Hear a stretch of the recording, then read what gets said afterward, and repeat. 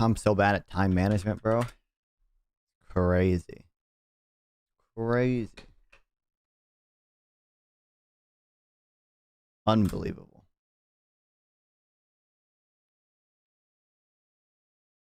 On the bright side, we're about to get started really soon. Hopefully, at least.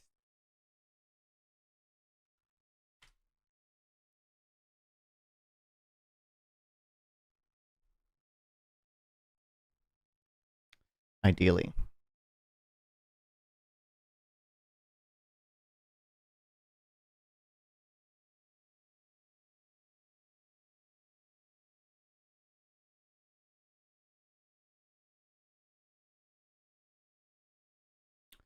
Wish Google Meet had a thing to like pop out like Discord does, but whatever.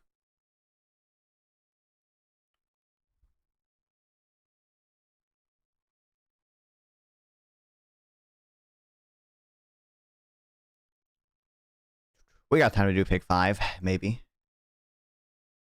Liquid pumps. Oh man, I'm guessing China. I'm guessing Germany, maybe Japan as well. Okay, Germany. I'm gonna guess Japan. Okay, they're number 5. It could end up being like Italy and France and stuff. I'm trying to think. I don't. Could be the U.S. Could be Vietnam, or it could be more European countries. And I don't really know what the best one to choose is. I forgot you can see my screen. I shouldn't be checking Discord. Sorry, I had my panel thing open. So usually when I have that open, you guys can't see my screen. Not that I didn't leak anything important, but ideally should not be doing that.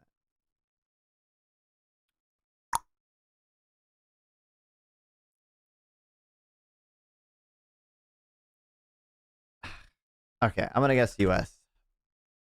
But it could not be the US, and it could be more European countries, and it could be Vietnam too. All right, okay, got it. Okay, I just need number 4. Okay, I just need number 4. It's either like Italy or Spain or France, or like it's Vietnam. It's either some hold on. I'm fixing stuff real quick in OBS to be prepared. Anyway, it's either another European country or it's some other Southeast Asian manufacturing country. Could be Vietnam, could be maybe South Korea. I'm gonna guess Italy. I don't know. Fuck. Oh wait, no. Hell yeah, I got it right. I thought it was. I got that one perfect. Let's go. Let's go. That's the first one I got perfect in a while. I'm goated. Oh, someone wants to join my meeting. Okay, we're about to get started here.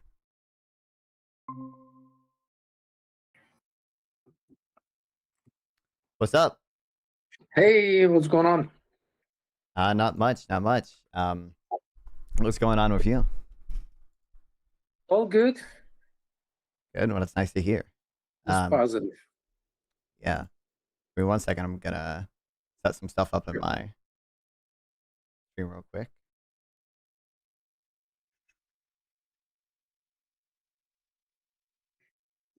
But you're doing good. You had fun in your. I guess it was a while ago by now because I'm bad at scheduling. But you had fun in your Jubilee appearance. No, it was Friday. It's interesting. I do, so I work with businesses, and Friday is kind of a busy day for many. Oh, yeah. Okay. Well, I think I should, hopefully, ideally, be good on my end now. For streaming. I think you know. I think I'm assuming you know, but I'm live streaming this. So don't not that I expect it to be an issue at all, but you can swear, you can do stuff like that, but like anything, we can't have anything super crazy extreme. But I don't. That never seems to be an issue for people. So no worries there. I can take it.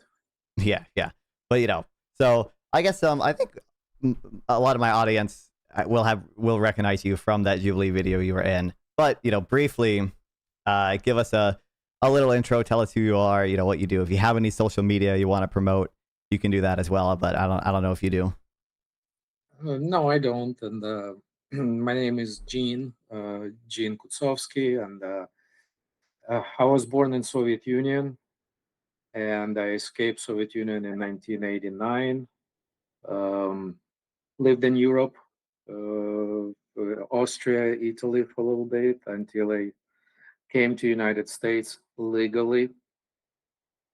I know it's a big part of the immigration right now, illegal immigration. So I came here, and I'm actually considering myself as a perfect example of the American dream. I came with a couple $100 in my pocket. I didn't speak English. Didn't know anybody here. Uh, made myself quite successful person. So perfect American dream. Not like Elon Musk, but I'm I'm proud of myself. Yeah, yeah. I mean, and I think you should be sure. But yeah. Obviously, you went on the Jubilee video to talk to Luke Beasley. He's another, I guess, liberal, well, much bigger than me, but liberal content creator dude. So I guess I'll let you kind of choose where to start. But the thing you went up there to talk to him about was the economy, because that was one of his prompts. I think you talked a little bit about tariffs, and then you briefly touched on the big beautiful bill. But also I mentioned I was curious and following up on also like some stuff related to his other prompts, specifically with Trump and sort of if he's like a threat to democracy in any way. I guess I can lay out my position if you want, and we can kind of pick. I'm laughing. Yeah, I'm laughing at that. It's just people who completely don't understand the politics and who doesn't know history. They're the ones who do those claims. This is just a laughable comment, from those people. I mean, which one exactly is laughable? I don't know. Okay. With all this no king protests, it just silly. There is no if Trump would be a king, there would be no protest. You understand that? I mean, If I don't think Go ahead. no kings. It's not like saying Trump is like literally an all-out dictator or anything that doesn't allow any protest or whatever. But I do think obviously many of the ways that Trump is acting is king-like. It suggests that he wants to be a king. So I mean, even if you look at his first term, like the attempt to stay in power after losing the election, it's obviously something very king-like. If you look at stuff now, bringing a lot of independent agencies under his control via executive action, doing things like Schedule F appointments where he is saying like for civil service workers who historically have been like sort of independently chosen or whatever can now be, chosen by Trump or fired for Trump for political reasons. Any of the sort of, in some cases, the court has come down on in favor of Trump on this stuff, but like any of the stuff with regards to not spending money Congress is allocated, or like doing when it first came into office, the budget memo freezing a lot of federal spending. All of that stuff is stuff that is king-like. It suggests that Trump wants to act like a king, behave like a king, and I do think those are Yes, concerning. I understand. Well, as a business owner myself, and watching what Trump doing, a lot of people just don't understand that. First of all, we're in debt right now. Hmm. We're in serious economic problems with the debt. And if you take the country as a family, right? Family economics, when hardship strikes and you need to cut your spending, that's what you do. This is the same with the country we have now. Meaning, before we start spending any money, we have to save money to cut the fat what we're spending. The government is, for the past, under Biden, grew enormously. For the past, I think, 8 months of the Biden administration, if you look at the detail of the labor, the hiring, you can check what's the percentage of the labor was actually hired in the government. Big portion of it. Why? Well, so I think with regards to a couple of things you And said, we're going to others. He trying to run a country as a business.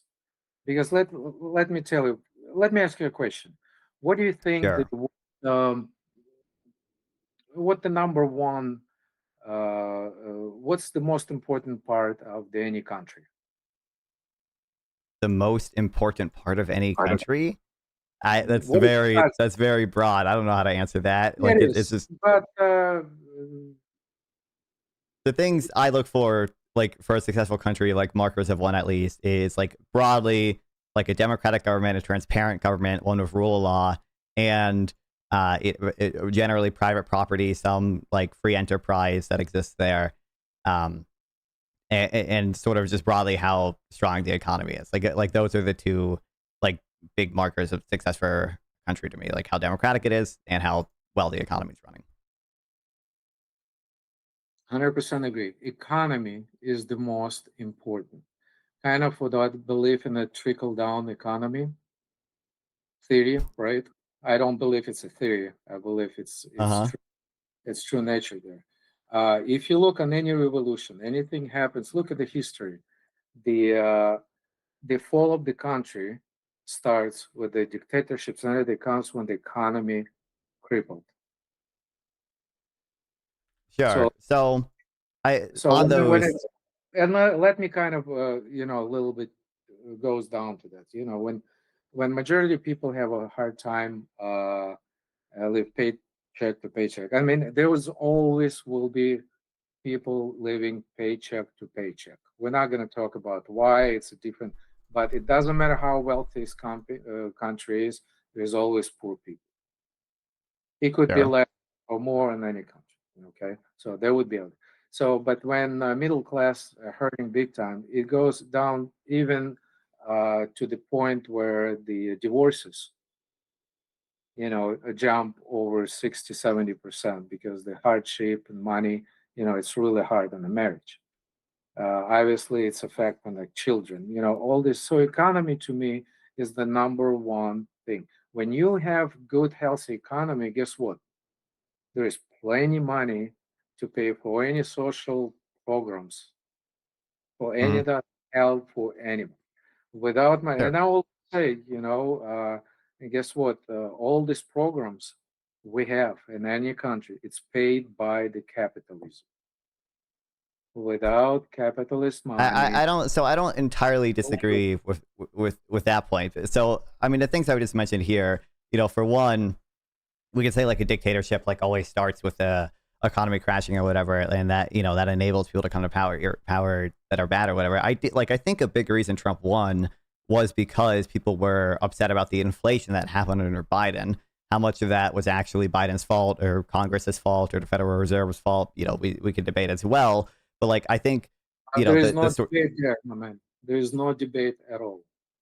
well This is it's not this is Biden's full 100%. the trillions of dollars he printed and dumped in the economy is Hmm. what it is. They, Sure. So we can he hold on. was I do want to discuss that because I don't think 100% of the blame can be put on Biden. But regardless of who is to blame, people were upset with the inflation that happened under Biden, and they voted in Trump. And I think we have seen Trump behaving in ways that are king-like, that suggest that he wants to be a king. Things like schedule off okay. appointments, things like freezing Give me spending, an example. and Give even me an even example. so, for example, invoking the Alien Enemies Act to be able to deport people with a, like, I would say, without due process. The Supreme Court has said that many of the deportees were deported without a sufficient level of due process Compared to whom?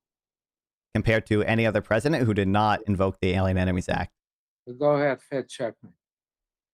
It's Did exactly no modern Clinton. president has invoked the Alien Enemies Act? I think the last That's time it was invoked was okay. But 1800s. you can check because Clinton and Obama did exactly the same thing. There was Nope. no due process. You want to tell me the millions of people who Obama deported had a court date? They didn't all have court dates, but they all did have some. They had rights to seek relief. They had like judicial boards to appeal to. They had boards of people to appeal to. The people, many of the people Trump detained or has deported How under do the you Alien Enemies Act, which in and of how itself, Trump, no, you know, it's not. It's not. It's physically impossible. I think Obama deported over 3 million people.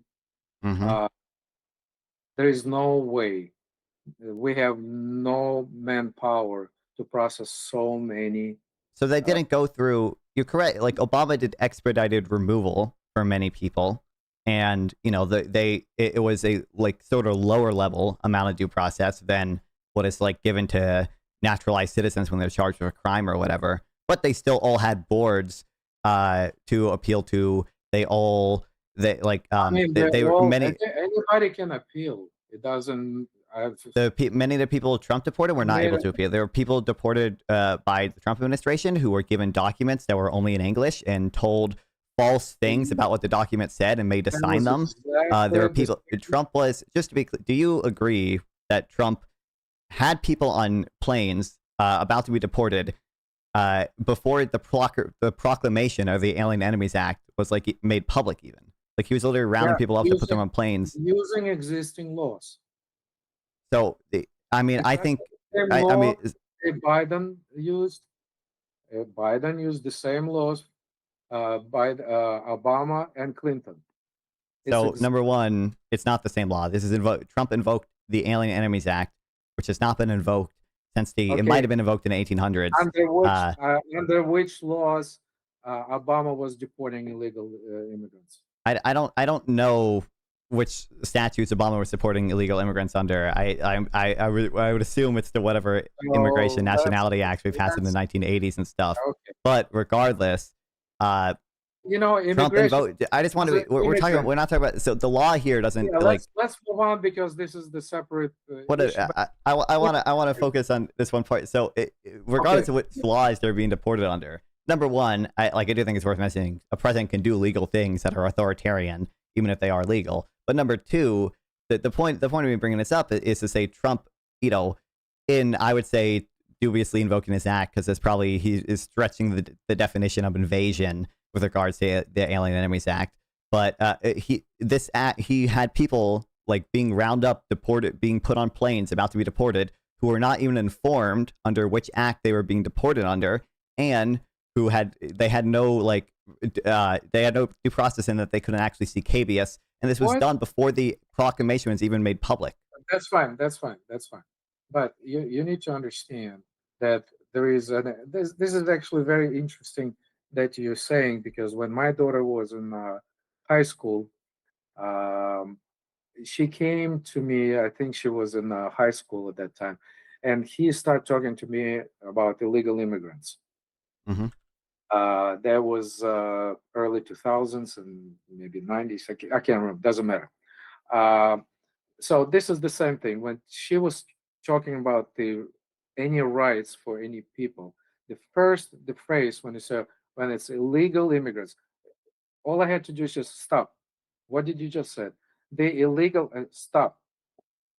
This is the key word, illegal. What are we talking about? These people illegally came to this country. What, I mean, after that, there is no conversation moving forward. They So, broke the they broke the law. I'm an immigrant myself. I mhm. went through the legal process to come to this country, and I'm gladly appreciative to all Americans for giving me the opportunity in life I have now. But I used every law in the book to legally come here with my family and become the American. Right. I'm So, but this is not the some language of the jump. Constitution, and the Supreme Court has interpreted it this way as well. Is that all persons subject to the jurisdiction of the United States are entitled to some amount of due process. Illegal immigrants, even if you cross the border illegally, you're still entitled to at least some amount of due process. You're still in the jurisdiction of the United States, for these proceedings or whatever. And I am like I would also, just say again, this is a ruling that the Supreme Court made that many of the detainees who were deported under the Alien Enemies Act, did not have a sufficient level of due process. And in the future, Trump has to do better with regards to informing people what act they're being deported under. And then, a few months later, there was another ruling saying that he actually this hadn't is gone far enough still. the But interesting fact about illegal immigration, where the right now the Trump administration, Trump himself, whatever, there was said that if you leave the country on your own, you're not going to be denied to try to apply and come back to this country legally. Check. Oh, that you're not. it Okay, wouldn't it you wouldn't can check. surprise me if that was So the case, but basically, that doesn't seem particularly relevant to. if you voluntarily leave the country, you're not deported. You'll be allowed to apply to come back to United States. I think it's Sure, it wouldn't. It wouldn't you surprise need me if Trump has said that. Now, I'll mention obviously the reason it came here legally in the first place is partially because the path to get here legally is usually pretty complicated. Usually, there are 10-year long waiting there is lists nothing. It from these doesn't matter. places. But I'm not saying that Do you excuses wanna illegal do you wanna immigration. ask me? I'm Do saying you it's wanna probably not ask me? feasible for many of them to Do you wanna actually. ask me? Do you wanna ask me how long I've been waiting to come to United States? I'm sure you did everything great and legally, and you waited a long time, and that's fine. But the thing I'm more concerned about So this here journey is the me just president invoking emergency powers. I would say almost this certainly is the illegally. tools. This is the tools. This is the tools, and this is legal tools to remove illegal person persons from the country.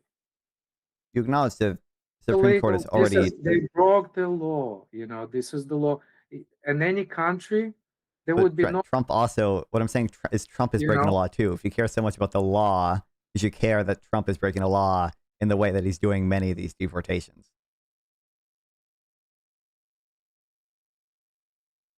there is a crime. Is there a Not crime? so. Breaking the law is not always criminal. So Because in this to case, I come don't to think this there's a country, criminal action by Trump, but to I think come Trump to has this done other country, criminal actions. to come to this country illegally, what is that?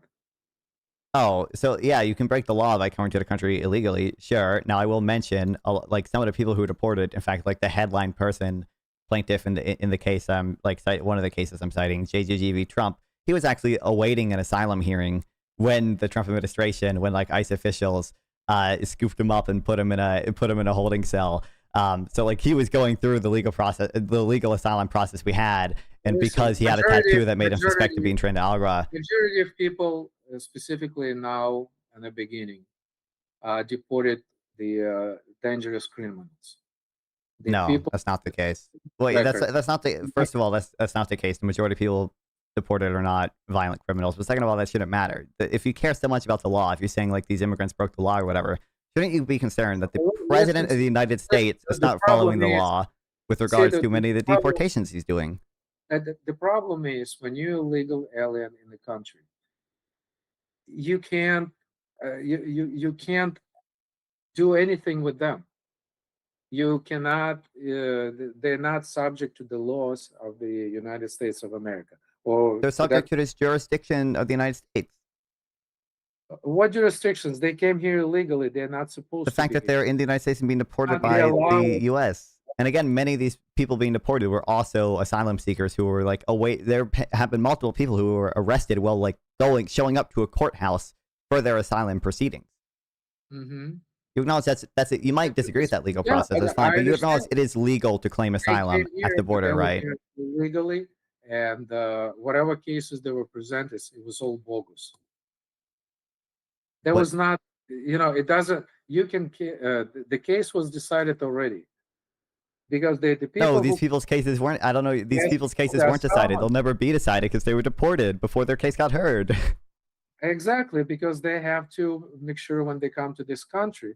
Because I came as a political refugee, hmm so I'm the perfect example how when you are a political refugee and you have a strong case where your life under threats, United States will take you. Not Sure, when you but come you on acknowledge. the board, I would board. even. I would even say many of the people claiming asylum, if they actually went through like once they actually got their hearing, it would be ruled that they were ineligible because many of them probably came here primarily for economic reasons as opposed to like genuine fear It's, for their lives. But yes, with the laws we have on the book right now, it is legal to go to a border, go to a port of entry, and claim asylum. There are immigrants who did that. You may not like that we have those laws, and to some extent, I agree with you, and I think we should reform our asylum laws. But Trump deported those immigrants, or the ICE did under Trump's directive, once they showed up to their court this hearings, is all or this before is they did even. really see this is all these people who is screaming at Trump right now. Mm-hmm. The same people who said nothing when Obama did exactly the same thing. I've already There was explained to you. This is you. no, You no, no, agree no. What Obama did you not said to invoke the me is Alien not. Enemies Act, correct? No. It doesn't matter. He deported.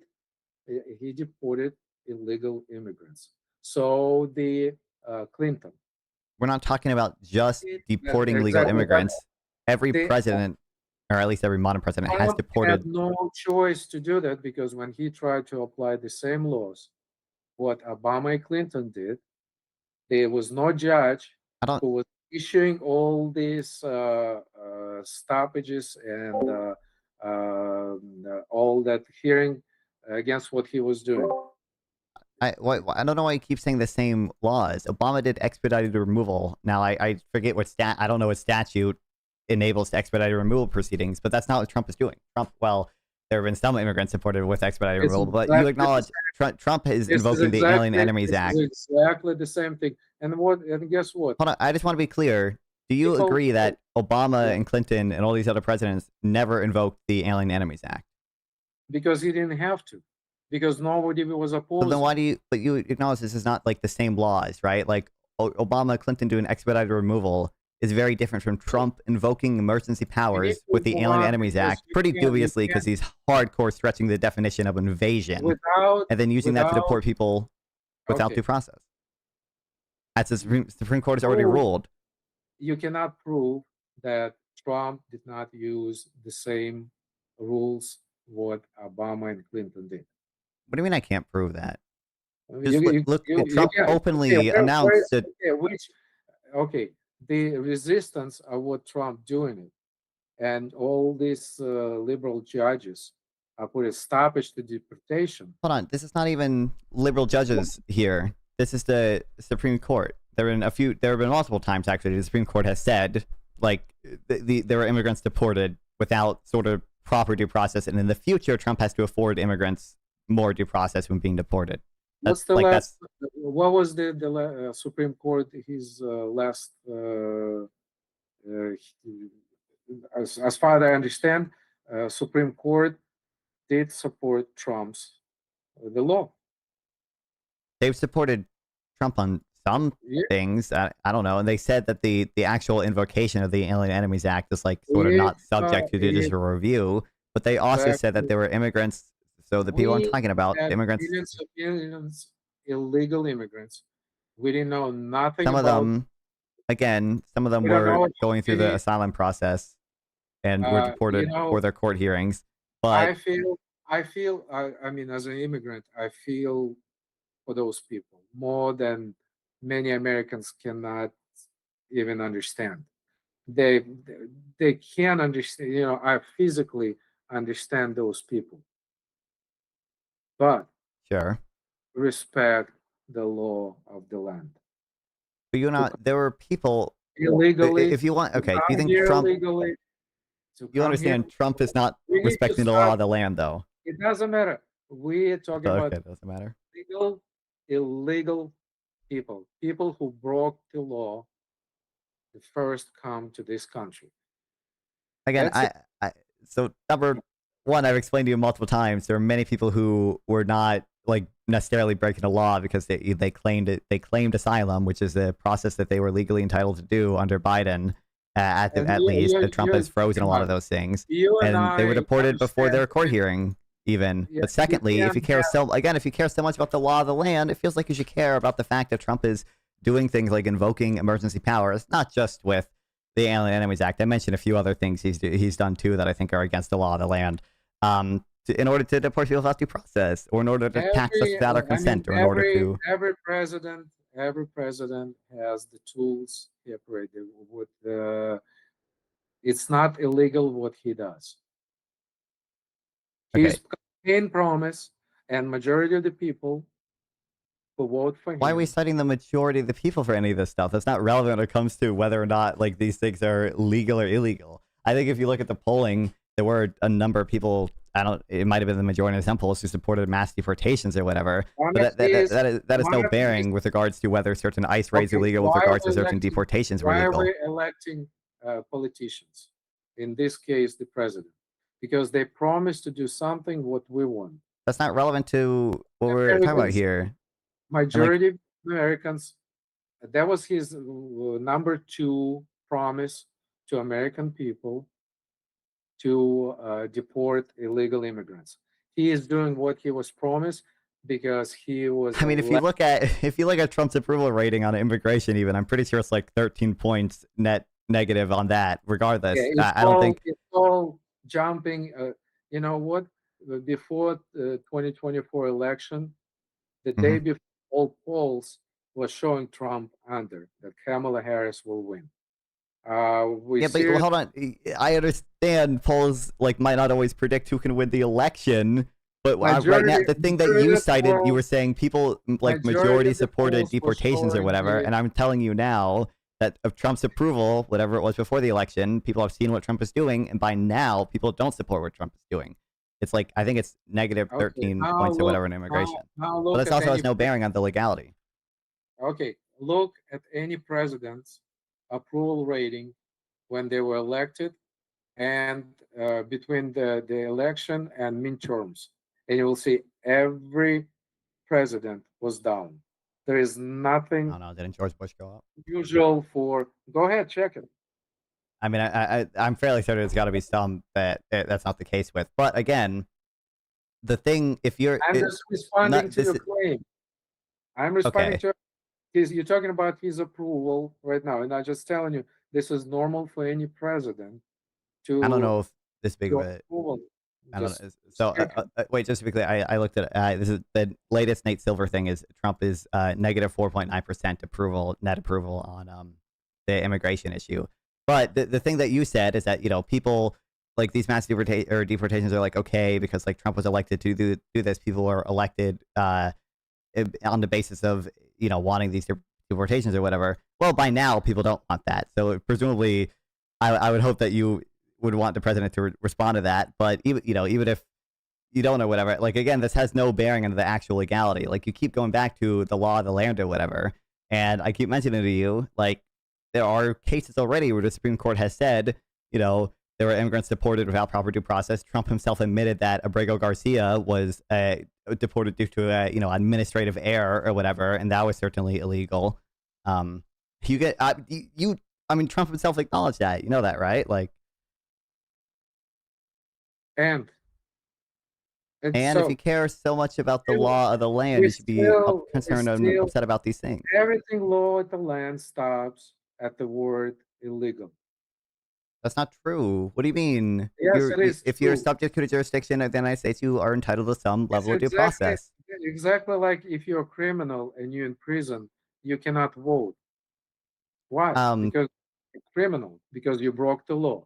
So I anybody mean, who that's can, up to the states, first of all, but second of all, the people who go to prison are entitled to due process. They have a right to, for example, seek habeas while they're yes, being as an charged, while they're American, being arrested. as an American citizen. Not obviously, like thing I'm telling you, and like you can just look this up or whatever. Anyone who is subject to the jurisdiction of the United States is entitled to some level of due process. Visa You holders know, are entitled to I due wanna process. hold on a second. Hold on. Asylum seekers are I entitled to want due you to process. take a look. I want to take how many. We need to find some common ground on Hmm. something. Okay. For me, economy is number one, right? So my approach is, just to look. First of all, how many illegal immigrants came to the under Biden administration? Do you have a number? I don't know the exact number. It's like it's around 4 million or something, right? 3 to 4 million. The official number was 12 million. That's encounters, right? I don't know. No, If, is that might be encounters over all 12 or I over all heard, four I years. heard, I heard as far as 20 million. I Yeah, never, that's just a lie. no, it's a lot. So the numbers was floating anywhere between 10 to 13 million.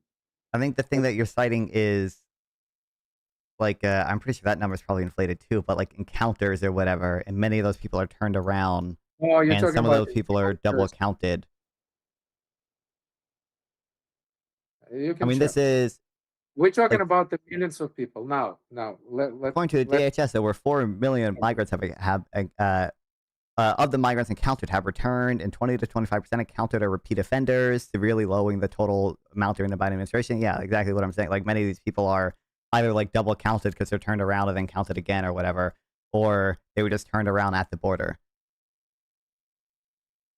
this is not the numbers I have. I know, like It doesn't. all the MAGA It people like doesn't. cite the same numbers. I It's understand. Like, actually this is not okay. It cannot be 4 million. I mean, this is laughable number. But anyway, even if we're gonna take this 4 million, let's mhm. take now. Can you tell me how much it's gonna cost to keep all these people, uh, feed them Well, to? it depends on what You type of. understand that that would first of all the judges we have, so we would need to hire more judges to Mhm. hear where we're gonna take those judges, how much money we're gonna pay them, and this is all government. Do you understand that economically, it's gonna break our system if we're gonna put them through the due process. Okay. I don't know how many again, when I say due process, I like you can do the things that Obama and Clinton did or whatever, which apparently you don't take an issue with or whatever. We have procedures already for expedited removal, and that's it. They still have some right to seek habeas. They Oh, still have I some love that. boards to appeal to, but it's not the I traditional like love, I love that mechanism with judges or whatever. But expedited the thing removal. I'm What being is that? concerned about here. What is behind what is behind expedited removal? What do you mean? What is behind it? Even Behind within the expedited policy? removal, there are different proceedings that I think you can have. Expedited removal, that means no due process. That's not true. Yes, it's absolutely true. They have like less due process in the sense that it's expedited. Like they're not going through a trial. They're not having a jury trial, but you still have a right to seek habeas. You're informed under what statute you're being deported under. You have all these rights, which many of the people deported by the Trump administration were not afforded. Like I guess I would just say, like to be like, do you think the Supreme Court when they were Genetics, hearing. this is the same thing. Wait. We I have just want to. Do you think the Supreme Court like just didn't consider any of this when they made their ruling and said there were many immigrants deported without due process, and that people deported under the Alien Enemies Act like have a right to seek habeas, and they were not afforded that right? the Do you think the Supreme Supreme Court just Court missed is that? and the reason they sided with Trump because economically it's impossible to put That's millions not and true. millions. Hold on. Just to be clear, there are people like from the Supreme Court ruling. We can go through it and read some of it if you want. They said that like AA detainees must receive notice after the date of disorder that they are subject to removal under the Act, and that must be afforded within some reasonable time span as such to allow the immigrant to seek habeas relief. And there were immigrants who brought this case against Trump who were not afforded those rights, and that's why the Supreme Court said in the future Trump has to afford the rights to these immigrants. And then later on, he failed to do so effectively still, but. We're still talking. We can't. I think we need to move on because we're not going to prove anything to it. Again, Okay. me, it's a total hypocrisy for a lot of people from the left who is old enough, who lived and was active in the political arena under Obama and under Clinton, who was doing exactly the same thing, said nothing, zilch. There was no protest. There was nothing said there. They were supporting what they said, the Clinton, Obama. They said we're gonna deport, deport, deport, and there was zero from anybody. I want to move on too, I guess, but I think I've already showed that they And are not so at all this is comparable. a But pure. they never said they wanted mass This is deportations, and they never invoked the what? Alien Enemies Act, and they No, no, no, never. no, no. I can. Okay. Okay. This is we have multiple. You can go on the YouTube and you can see the exactly what Clinton and Obama was saying, including Hillary Clinton. Don't believe Hillary Clinton ever called for Oh, mass deportations. multiple. I'm sure there are clips of Hillary Clinton saying she wants to deport, criminals or whatever, but I don't think they ever You're don't not think going they to ever win called this for mass argument because deportations. I this feel is like that's exactly. rather unlikely. I lived. I really since early 1990s. When I came to this country, I had no idea the difference between Democrats and Republicans. Mm-hmm. No idea. I had to research. I had to ask. I had to read, listen, and this is an interesting thing. This is kind of a personal what I experienced when I heard what Democrat Party, and back then in the 1990s they were not as crazy as it was now. I No, I'm was gonna do shocked Trump is a because '90s what Democrat. they were talking about, there was this is the country, there was a Soviet Union. This is where I just escaped from. That's what Democrat Party stands for. And I just want to tell to all your listeners, Mm-hmm. looking live right now, and I'm telling you, guys, the Democrat Party will, if you're gonna give them a power, unlimited power, what they want, they're gonna turn this country in the Soviet Union, and it can take. Okay. Well, I'm fairly certain Which is that's going to be which is untrue. going to be controlled by the government. This is 100% true. I guess. Because Look, I would just if we want to move on a bit from deportations, again, one of the things I brought up earlier that I was concerned about too is the actions Trump is taking with regards to things that I think are like many of the more authoritarian elements of the Soviet Union, where he's bringing a lot of independent agencies under his control. He's unilaterally, not spending money Congress has allocated or whatever. He's doing things like taking stock in Intel, taking stock in a bunch of mining companies. That's obviously pretty. can we go to the bar talk, like we're sitting at the bar and having a drink? And I want to ask you, why do you want these illegal immigrants in your country? Okay. So I don't necessarily want illegal immigrants in my country. Obviously, I think it's a mischaracterization to say like I'm Democrats sorry. I'm want. sorry. I'm sorry. I'm sorry. I didn't hear it. Can you repeat that one more time?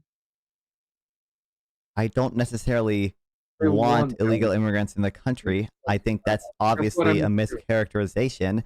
I think that if we are to deport illegal immigrants, we should afford them some minimum amount of due process. You can do expedited removal, and I don't believe that the way, I don't believe that like all just You because someone is an illegal immigrant economically, that they ought to be we deported. I think there we are like don't illegal have immigrants who like, We it's don't just not a have, benefit to deport them. It's too expensive. my It's man, too much of a human cost. we, listen, we don't have money to put them through the due process. This is I don't impossible. know. I It's don't know how impossible. many like I don't know how you're saying like, oh, Okay, or I let understand. me I guess you let don't me think it's use due let process me or whatever, but you're saying unless like Obama did all these deportations, unless Clinton did all these unless deportations, but somehow yeah, we don't have. Did because we that did we that was run out of money since expedited. Clinton? They had Since no due Obama? because that was expediting. But This do is you what recognize that's if you you want to want. say that's still no due process? Do you recognize that's more due process than afforded to the immigrants Why deported? don't you do, we can come back to that when we have more Hmm. facts on both sides. Why don't you research and dive deep how Obama did? What due process all those millions of It seems like people. I know more than you. This is expedited removal. These people were still What afforded. does it mean that it's okay? What does it mean? It means they didn't go through the sort of traditional Every channels one that of we them, had, where you but go through like the actual, like in some cases at least, the actual judicial system. You go through like a board that's you want to internal tell to the me, Customs and you Immigration, want or you like want to tell internal me to that ICE or every whatever. you want to tell me that every of those illegal immigrants who Obama deported, they saw each of them saw a judge, and I'm they had. literally not saying that. I literally just explained to you, they don't go through like the traditional judicial system. They go through, I believe it was a And what process is the difference? internal. What It was Trump does? internal That to the Trump DHS. Like does. they had Trump DHS doing boards. exactly the same thing. That's not true. Do you recognize that you can Legal have some minimum immigrants. amount of due process without No, seeing an there is no actual due judge in process. the judicial system? That was expedite removal. It's exactly that means no due process. That's not true. That's just definitionally not Takes true. due process takes years. Due process take years. And Okay, in your go on a mind, more does personal. due uh, process necessarily entail going through like the entire judicial system, like having a jury trial?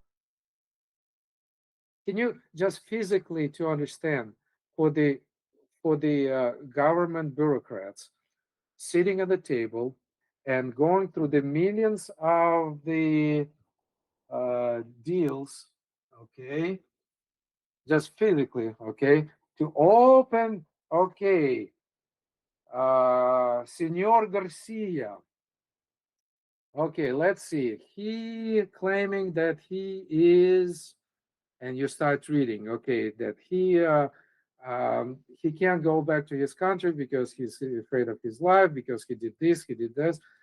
So each each person would take at least few minutes, and this is just kind of laughable, for somebody to read.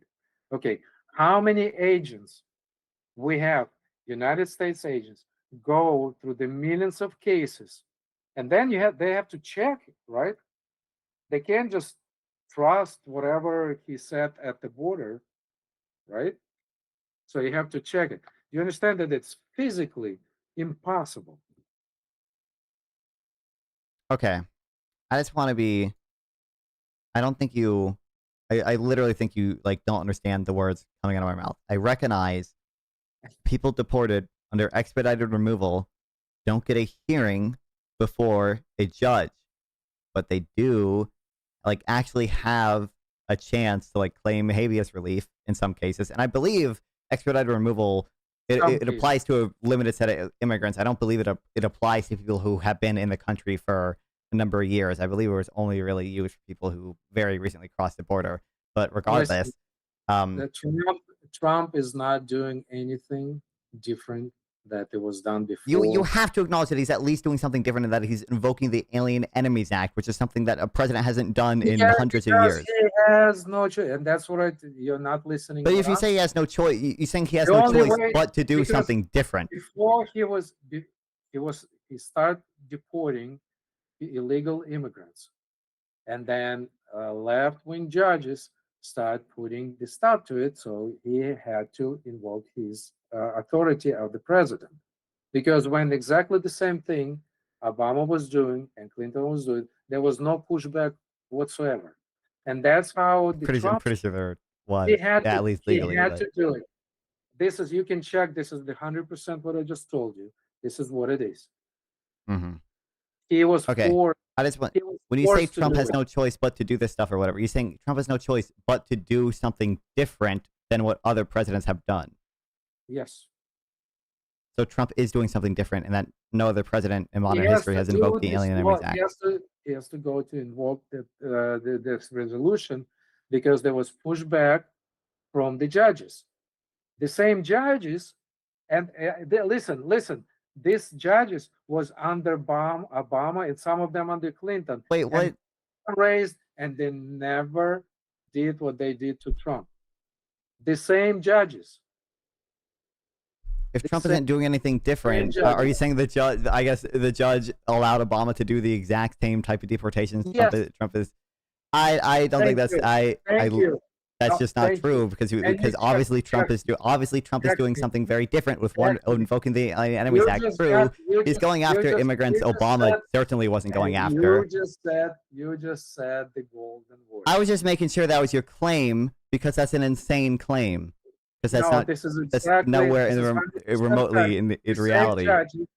The same judges who was sitting under Obama presidency, and all these illegal immigrants was deported. They never said nothing. Nothing. Okay, but you recognize these were people deported under probably different certainly different statutes with regards to the Alien Enemies Act because Obama never invoked the Alien Enemies Act.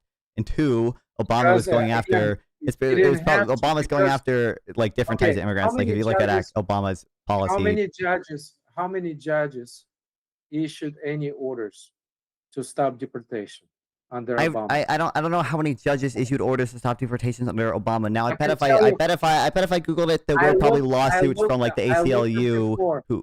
I can looked it before, and I have a number for you. Is it 0? I bet if I looked into it, maybe I don't know if there were like a nationwide injunction or anything, but I bet there are almost certainly at least some lawsuits brought by people like the ACLU to prevent some deportations Obama was doing. I mean, you have to give me some little bit of credit. Okay, what I'm saying, it's not the first conversation I have.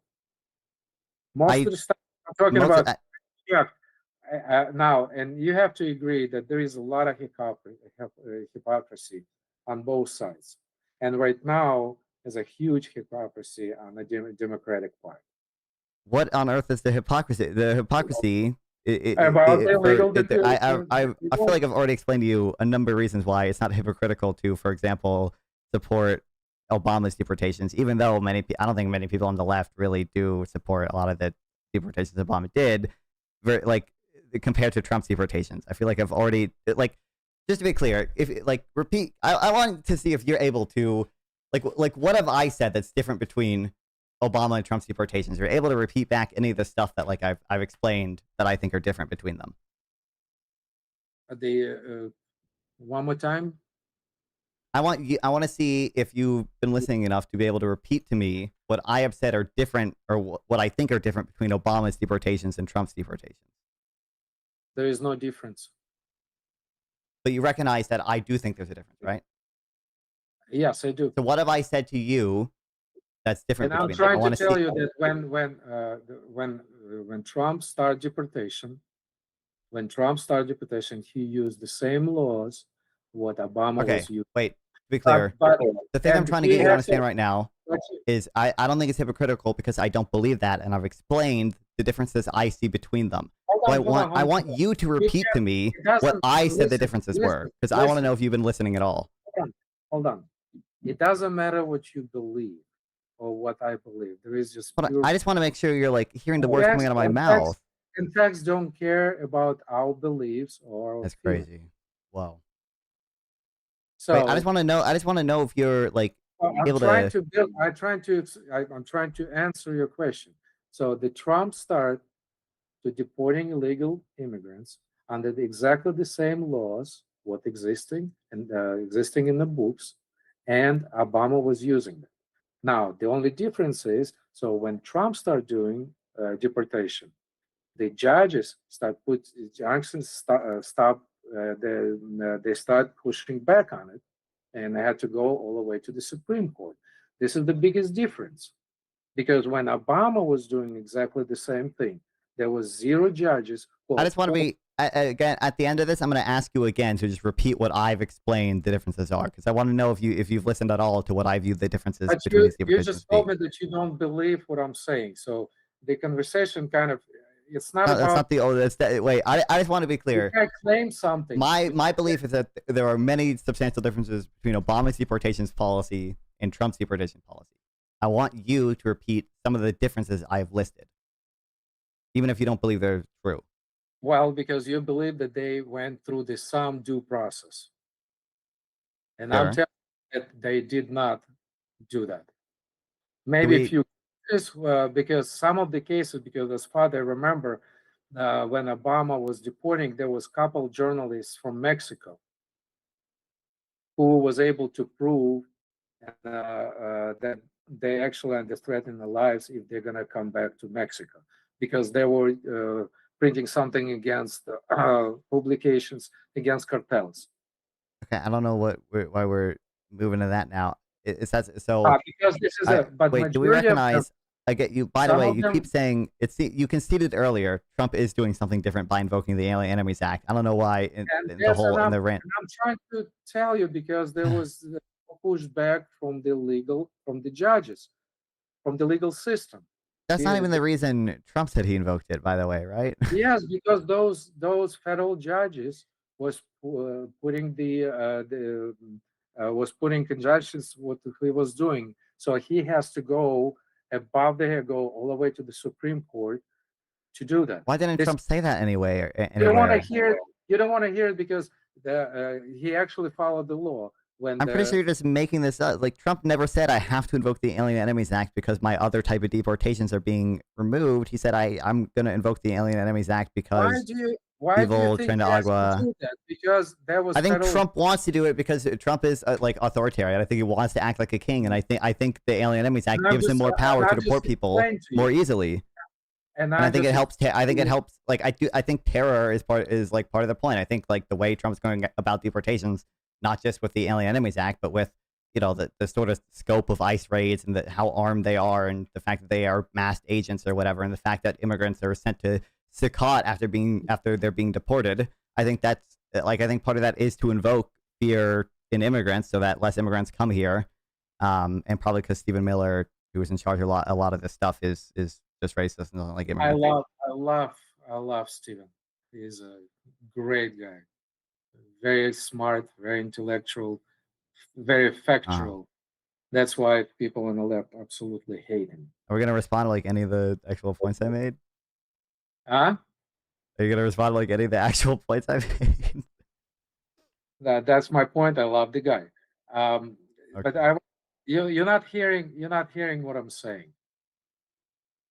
really. You don't want to hear. It's Mm-hmm.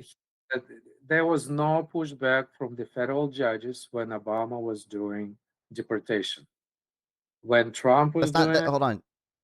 yeah, I've heard you say this like 5 times, and like exactly because you're I think the reason because again, I think the reason is probably was a lot less pushback to Obama's deportations is because they were much more limited in scope. And they were targeting different types of immigrants. that was exact, and that's what I'm trying to tell you. There was the Trump in the beginning was doing follow the same laws of the deportation. What Why other didn't Trump presidents? say that? Why didn't he say? Why didn't he say anywhere? Unless you can And produce that's what I'm something. trying to tell you. That was I don't believe Trump has said anywhere ever that he the said reason I'm he was invoking the Alien Enemies okay. Act is because If you my go other back and you deportation efforts have listen, been blocked. and if you go back and you listen, Stephen Miller, you will. This is exactly what he said. There was exactly the same laws was using before and what's in existing in the books. This is exactly what he said. Is that? And he But said, to be clear, the reason we're this time, invoking the Alien Enemies Act is but for this this reason. time, but this time it was a bunch of federal judges who was trying to put stop on it, and that's why Trump had to go bring that political tool. That's all. If they Okay, would just to be push back, clear, yeah, it wouldn't. I don't doubt that Stephen Miller has claimed something like you've claimed, where he said like there was so much pushback to I Trump's don't think we deportations, have but not time to to go and Obama's. check. I bet We Stephen can Miller. I know, like Stephen Miller would say that, but are you saying that Stephen Miller has said the You reason we know what? invoked the Alien Enemies When Act you, is because we of can, of the pushback? let's do this. Okay, I really like to I can't talk even to get a clear like claim for you. Are you claiming that you. You Stephen can Miller do the said the same thing, reason they invoked the but Alien I Enemies want, Act? I want to do it differently. Okay, if you don't mind, Okay. we'll do another conversation where I actually get. I didn't have time, and I don't have it with me. All the facts I'm trying to tell you. Okay, so the if it's going to be next time, I actually will be able to send you a link with everything I said. Wait, I, you can. I don't even I care gotta about a bring source right now. I just want to be clear. I gotta Is bring a the claim. facts. Each claim will have factual support. Sure, I don't even know. I don't know what claim you're making. I'm asking, is the claim that you're making? Stephen Miller Yeah, said that the reason they invoked respond. the Alien Enemies Act was because the other channels for deportations were blocked. Exactly. That's what I'm Okay. saying. I don't believe Thank that's the you. Your case. I don't believe English so anyone much has ever. better. So your English so much better to you put it in the right way. Thank you. Okay. I don't believe Stephen Miller ever said the reason, or Trump or anyone ever said the reason they invoked the Alien Enemies Act was for that reason. Listen. But Let's keep one word out of our conversation, and that I've word seen is there. I don't think there's any evidence to because suggest that. this is very weak argument and cannot be. If we're talking about politics, and it's what I believe, it doesn't matter. When I What say I believe something, the thing I'm saying, like, I haven't we seen can any bring our evidence to the facts. effect of. We can bring our facts, and right now we don't have, we cannot bring the facts for both our claims. We can. Wait, but you realize you're making the positive claim. I'll be more prepared. Okay. Um. I mean, you're the one making the positive claim. I'm just saying. Okay, I'm just but let saying. me I don't think there's. let me ask you. If let's just imagine that what my claim is factual and it's true. What Mhm. would be the reaction? I still think it's bad to invoke the Alien Enemies Act in that case, just because you're like Trump would be hardcore stretching the definition of the word invasion, like foreign invasion. I think it relies on sort of false reports about Brenda Agua's connection to the Venezuelan regime, and I think it, that intelligence, whatever, has been contradicted by the Pentagon even, and I think it's like it's even if Trinidad Agua One more was time. connected to the If Venezuelan my regime, it would claim, still not be an invasion in the conventional if sense. my claim is true, If your if claim is true that the reason they invoked the Alien Enemies Act is because other deportation efforts were blocked, I would still say it's bad to invoke the Alien Enemies Act because the Alien Enemies Act grants the president a lot of power that he like should only have in genuine, real emergencies, if at all, even if it, and we're not in one of those real, genuine do you understand emergencies. that there is nothing in what's the word? There is nothing in that law would apply to American citizen. It's not in French any of our Okay. or anything, and call that as some kind of trying to be authoritarian, become a dictator, a king, or whatever those Number BS one, is. I could be wrong. I don't know. Maybe I'll look at. I could look it up. I guess I'm pretty sure the Alien Enemies Act does affect citizens if they are suspected to be like allied with a foreign government in any way. I'm pretty sure when the Alien Enemies Act was initially used, like John Yeah, Adams was deporting you think how much? like French U.S. citizens. Okay, can you tell me how many rights or how much rights the any American citizen would have if he caught to be a spying for a foreign government? How many what rights he would have if he How was? much rights? Yeah, the spy, the American citizen, You would but still be if you were spying. for China, for If you're example. an American citizen, you still have the right to due process. Now, Exactly. The Alien Enemies Act lowers kind of the bar for what due process is. And again, the thing I'm saying here is even if it was the case, which again, I don't think there's any evidence for, I don't believe anyone in the Trump administration has ever claimed this, Right. that the Alien Enemies Act was only invoked because other deportation efforts were blocked. It would still be bad to invoke emergency powers that gives the president a fuck ton of power over, I believe, citizens as well as, obviously permanent residents and like illegal immigrants or whatever. when we're not in an actual emergency. The Alien Enemies Act is supposed to be used in time of invasion. We have an emergency. We have economic emergency. That's not what. Okay, wait. That's not what the Alien Enemies Act requires. So it's not an economic emergency. The Alien Enemies Act is supposed to be when we're at war. Do you understand? Do you understand that the people in the country require money? Yeah. Can you check how much money Biden administration? Wait, I totally memory hold this. Sorry, hold on, just real quick. The Alien Enemies Act was what we used for the Japanese internment camps, and those were American. Many of the Japanese internment people were American citizens, right? Am I making this up? No, it's true. But guess what? You said that the Alien Enemies Act didn't apply to U.S. citizens at all. I understand. And guess what? Those people were sent in. First of all, there was the first time when the United States was dealing with this situation. And they did not send them back to Japan. They did send them to another country. They just made the area, right? There was camps made for those people, and they lived where they lived for 4 years. Well, I recognize that, but you said that the Alien Enemies Act in no way affected citizens. But you also just told me that there were U.S. citizens who were Japanese who were interned. It was an active war. It was an active. Yes, because you're only supposed to be, and you can justify the internment of Japanese people if you want or whatever. I know. What I'm saying is that you made a claim. The claim that you made was that it doesn't affect citizens at all, and this is clearly a case where it affected citizens. I understand, but for the same reason, the German Jews was turned away from the American shores when they were fleeing the Germany, and they came to United States. They were turned back because the American government was afraid that there was going to be a lot. I don't know what the fuck. Okay, did I hallucinate or not? You saying that the Alien Enemies Act in no way affected U.S. citizens? The majority of the time, yes. Absolutely. Majority of the time. So we recognize that it does affect U.S. citizens. It does grant the president the authority to detain people if they're, I don't know what the exact standard is, but it's like if they're suspected of being some foreign adversary. You can't have something 100% working beautifully. There is always something, but we're talking about the majority. Okay. So I just want listen. As long as we're saying that sometimes, like the Alien Enemies Act does grant the president the authority, like more authority over U.S. citizens. Do we think that we want the president invoking emergency powers that grant? It's just so funny too, and I remember myself in my teens and my 20s.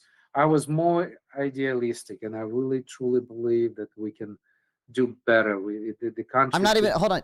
I'm not even super idealistic here, because like I recognize during war or whatever, there may be cases where you want the executive branch to have this type of power. Now, I don't think we should, Japanese internment camps. That might have been a step too far. I don't know, my opinion. Maybe that's too idealistic.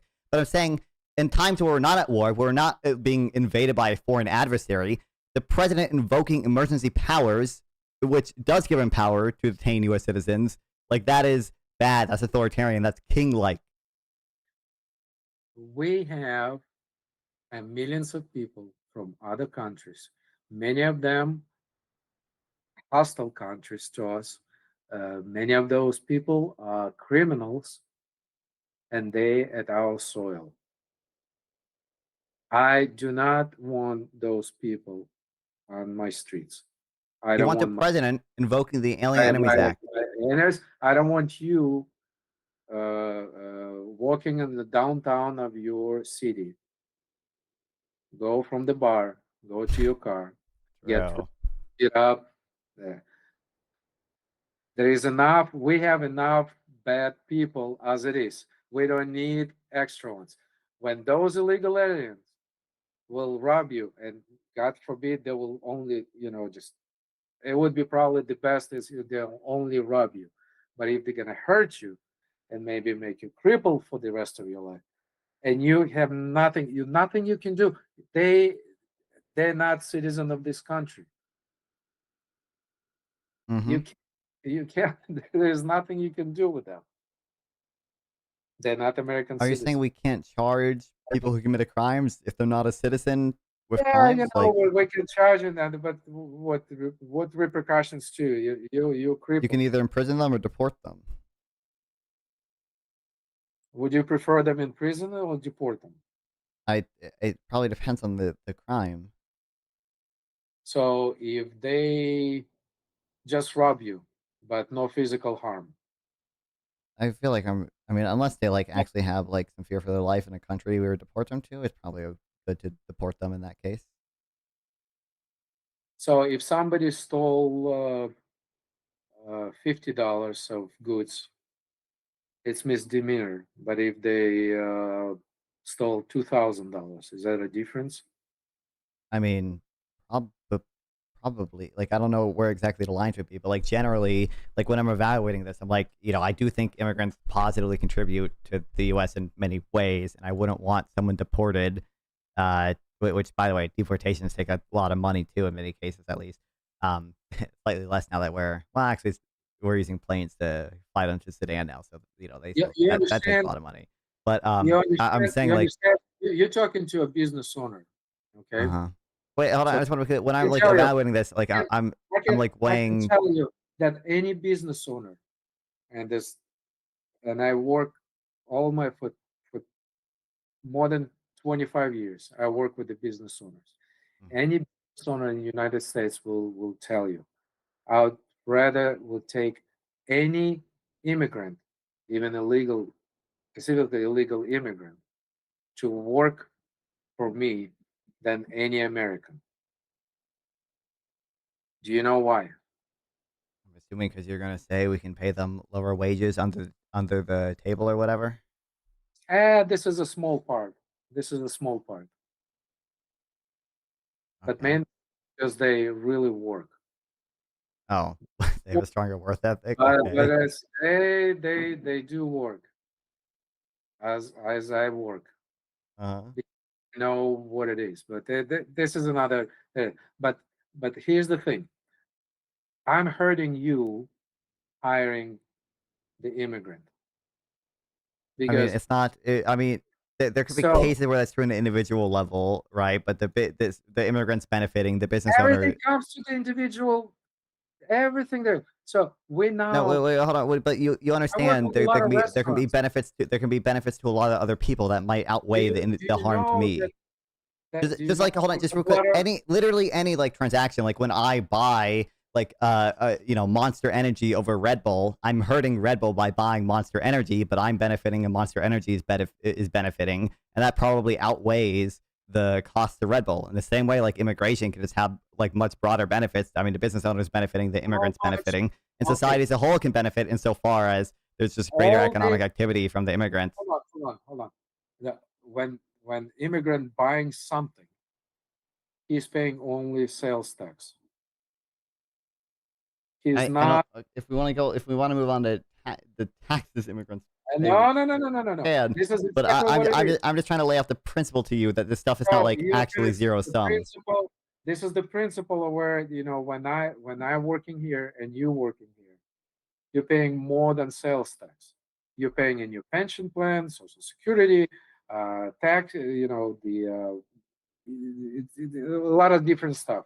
The Hold on, the wait. Can we can talk about taxes in a second. And like you did say, you want to talk about the economy. I want to talk about the economy too. I want to get to tariffs. I want to get to some of the stuff you said about trickle down or whatever and cutting okay, government spending and stuff. okay. But like I don't like the thing I'm saying here is that I recognize like there might be some limited individuals who are hurt by some type of immigrants, but that, like there are just general like broader benefits that would make immigration a net good, even if some specific people are hurt. Just like that's true of almost any transaction. There is no. There is for the economy. Illegal immigration is a bad thing. I'm I mean, I don't believe that to be the case on net. Like, I would prefer there to be like legal immigrants, and I think when people you should probably specify Exactly. when you say illegal immigrants, like asylum seekers who get work authorization like within 90 days of coming to Okay. the U.S. or whatever. I think Okay. many of them are probably a Believe net benefit. because I was in this system, I can tell you the true asylum immigrants It's not that many compared to the ones who coming here for the economic reasons. I don't entirely So disagree many with that, but people. the ones who There's no millions the of ones who claim people. asylum, but they're like really trying to seek economic benefit, many of those people are probably still net benefits for the economy. 99% of the immigrants who claiming asylum are not true asylum seekers by the definition. For the definition, you have to be But they threatened still, with. but they, if you're an asylum seeker and like you're awaiting trial, at least pre-Trump, like if you stayed in the U.S. for 90 days or whatever, you got work authorization and you were able to work and you were able to pay taxes when you work. I think many of those people are probably net benefits to the U.S. economy. I think the evidence we have You suggests have that. to. No, What do you mean, no? no, it's not true because it's hurting your salary. I want to again. We Here's the perfect example. The cooks in the restaurant used to make $12, $15 an hour. Uh-huh. You want to check how much they're making now? I don't need to because I have like we can just look at the much broader evidence of the Because effect of there is a immigration and wages lot of if that's what illegals. you're concerned about. There is a My man. This is this is this is fact. You can't prove me wrong because I live in this industry. That's fine, but like I'm not gonna take like your anecdote So, about so how this much is a cooks are small paid example. now. Wait, hold on. But this is I'm a not gonna small take that example. over like the actual much more solid evidence we have. And like if you look into the evidence of the effect of immigration on wages, it seems like if you measure it like it within what like national skill cells or whatever, like within subsets of people, there are cases where like an influx of immigrants will lower wages for a specific industry or like some specific like skill set of people. But overall, if you look at the spatial effect, like the effects of immigrants on wages tend to be positive or zero. And even in the longer run, the sort of it tends to be pretty close to I zero. truly believe that legal immigration, that's what made this country great. Mm-hmm. So, legal. But like, why? If you're just talking about the effect of immigration on wages, it doesn't matter that much if they're legal or illegal, right? What do you mean? I mean, How's that? like What? There is no difference. with regards to the just impact on wages, there might be some difference in that sometimes illegal immigrants can be paid below minimum wage. But for the people we're talking about here, that shouldn't even matter because these are people with work authorization while they're like awaiting a trial, and So, that. so, so the last time, I think it was about months ago, there was interesting article I read where it says the people who are on welfare program, there's like four, 4 or 5 million people. Mhm. I think they're estimating that anywhere between 1.2 to 1.5 million of them, it's an able body to work. Okay. This is the people, okay? I can find that article and I can bring it, but Like these why? people What cannot is the find the relevance? report. I don't know how we immediately went from the effect of immigration to wages with me like citing like I can cite some actual studies if you want. Like there's one that was just published like in the American Economic Review or whatever. Like it was like a pretty big study. They was looking at like the last 100 years, like the county level impact of immigration and wage, and it's found like I think it was like a five, or I think it was like a slight positive increase in wages over like a 5 year time span You for counties understand or that on the county level or you whatever. understand you But understand I how don't know much how we went from that people we need. immediately to people on You need welfare are like lazy you and need not to working. understand. Yeah, I don't know how we slipped to that, but Well, you're the compare. one that just randomly brought it up. I just like talked about the like actual evidence with the immigration effect on wages, and then you just went to I'm trying to bring the uh, to to uh, to the bottom. Just actual what's happening with the businesses, with the illegal immigrants. How is it hurting economy to have illegal immigrants in working for the American business? It's okay. hurting American people, specifically the ones at the bottom. Um, so there again, I feel like I've already laid out my position on this, but like there are cases where certain subsets of people can be hurt by like a sudden inflow of immigrants or whatever, in a sense that their wages might decrease or whatever. I don't think the effects are like actually that big. Like even even like the sort of better evidence I think from the the Cuban Mariel boat lift or whatever, I think shows the effect was pretty small. But like it, like when he talk about like whatever your experience with businesses or whatever, I'm just gonna weight that evidence a lot less than like economists who like look at like actual like actual data and then do like actual causal inference from it. Like they And that's compare. what I'm trying to, and that's what I was trying to say early. I'm not 100% prepared uh, to back up all my claims with the facts. If not, next time we're gonna talk, I will make sure I have that ready. Because what the stuff, what I'm saying, the claims I do, this is something I actually was debating on a Facebook, a lot of people, and I had to, before I would made that claim, I would do research on it. So it's not something I just come up and taking from my head. I Okay. will talk about the factual stuff. Well, look, I guess if we want to move, because we're probably running a little short on time or whatever, but if we want to move to the economy a little bit, I mean, the thing you initially, I think, talked with Luke Beasley about was How much time? How much more time we have?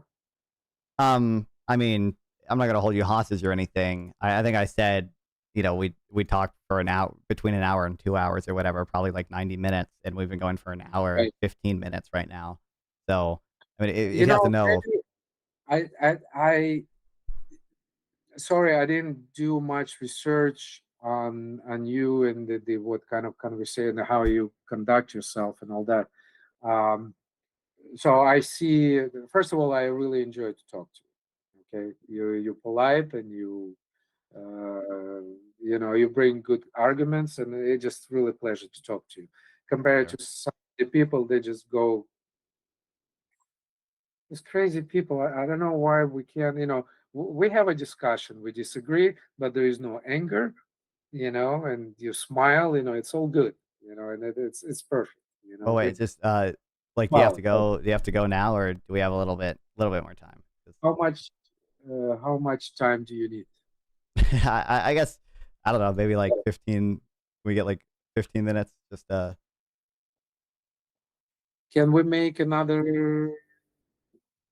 Okay, can I 10 minutes, please? Hi. hi. I mean, if you have to go, that's fine. I was just gonna No, follow up he a little doesn't bit. have to go. He doesn't have to go. I enjoy when he's not working. This guy is workaholic. So whatever he does, there is a game or debate or anything. It's all good. I appreciate it. I just heard a part of a conversation. Met someone who came over to United States through Mexico, and I asked him, "Did you come this way?" And he said, "I came this way." And I said, Listen "What up. what do you think about the?" I saw that a lot of young Chinese people come, and I thought it was a good thing. Young Chinese people, I thought they Listen, were living we're done with immigration. Communist Party and coming here bringing brain. And he said they are all military. He was there. And he said they're all military spies and stuff. So I want you guys to research and let me know, is it true or not? I love you. I love you too. Mhm. I'm curious. You told me they're not young Chinese professionals. My advice to all young people: if you whatever you decide to get married, call me. Okay. Well, I'll keep that in mind. Just as like a last thing, I was curious because like the initial thing you went to talk to Luke Beasley about or whatever was about the economy, was about, I think, Trump tariffs is where you started. So I mean, I This think is more interesting, topic. I think it's more sure. I good guess for. you know You said the number one thing for you is the economy. So I'm very curious to hear how you think tariffs have at all helped the economy, because I think overwhelmingly the evidence suggests that they are negative for the economy.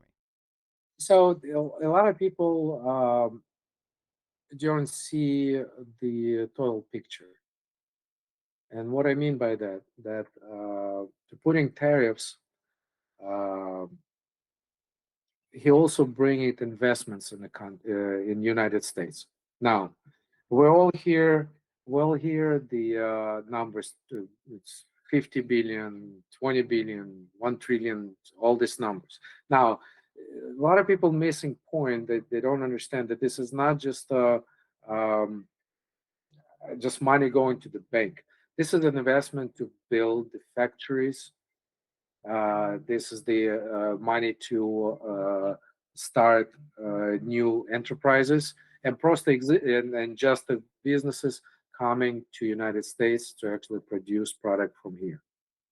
So in conjunctions with the tariffs, with the investment, that's where you will see it will take probably another 8 months. Maybe I know you're laughing. I can see that, but you know, It's just I 8 months I until. wanna. I had very many conversations on the first term of Trump. Mhm. Everybody was laughing like that. The people who doesn't understand economy. Okay. I mean, Guess I think. what? When he dropped the rate, the tax, corporate tax from 37 to 21%. He actually wanted to 18, and brought all this company back to United States with the 16, 18 months, and you can fact check me on it. The economy was roaring before the COVID hit. We were like never before. Okay, so just on the Uh, corporate tax cut thing, I'm not a fan of corporate taxes. My ideal world, we would not have a corporate tax. We would have some a better type of consumption tax. I think it's like a DBCFT. I think it's probably the equivalent I would replace it with. But I don't think it's necessarily the case that the corporate tax cut that Trump did, was the Just using cause. an example because people were laughing when I was saying exactly the same thing of what Trump's economic vision, and everybody was laughing, saying, "No, it's never going to happen." No, Well, I'll get to a little bit why I was laughing, but I don't think it's the case that the corporate tax cut that Trump passed or whatever Well, is sort of the causal mechanism let behind a me lot of that growth. about tariffs. Let me ask you: Well, Do yeah, you just real quick. Hold on, I want to run think through some of the things. So just tariffs? part of the reason I think tariffs are bad, to be clear, is because in many cases they operate not totally unlike a corporate tax. Obviously, like most of the goods that the U.S. imports, around 50 to 60%, are intermediate goods or goods that This companies is import right to make now. other This is products. right now. Do you understand that in business and economic decisions, it's not something start working tomorrow. When you're opening the business, even what you do now, this is Hmm. your right. I guess. Okay, so how much money you had to invest to open your business? I mean, to open it, technically, I don't think I invested much, but I need my computer and stuff or whatever. But that's all made harder. That all this stuff is made harder by tariffs because most of the stuff 200. is imported, Okay, the microphone, right? The computer. which are all made in other countries. It's besides the point. But you But you have recognize tariffs are going to reduce the amount of investment that happens because you're raising the price of investment. You're raising the price of starting your own business, buying a bunch of goods to start your business. In a lot of ways, again, it's not unlike a corporate tax in that it's taxing investment, it's taxing capital goods. okay. Well, will you say that you spend like $800? I mean, over time, it's been more than that, but yeah, sure. I mean, Okay. How long it took you to recoup those money and start making profit? probably like well, it took a little bit to get monetized, I guess. So it depends. Starting from when I was monetized, probably like 2 months. But counting the time it took to get monetized, probably like a year. Exactly.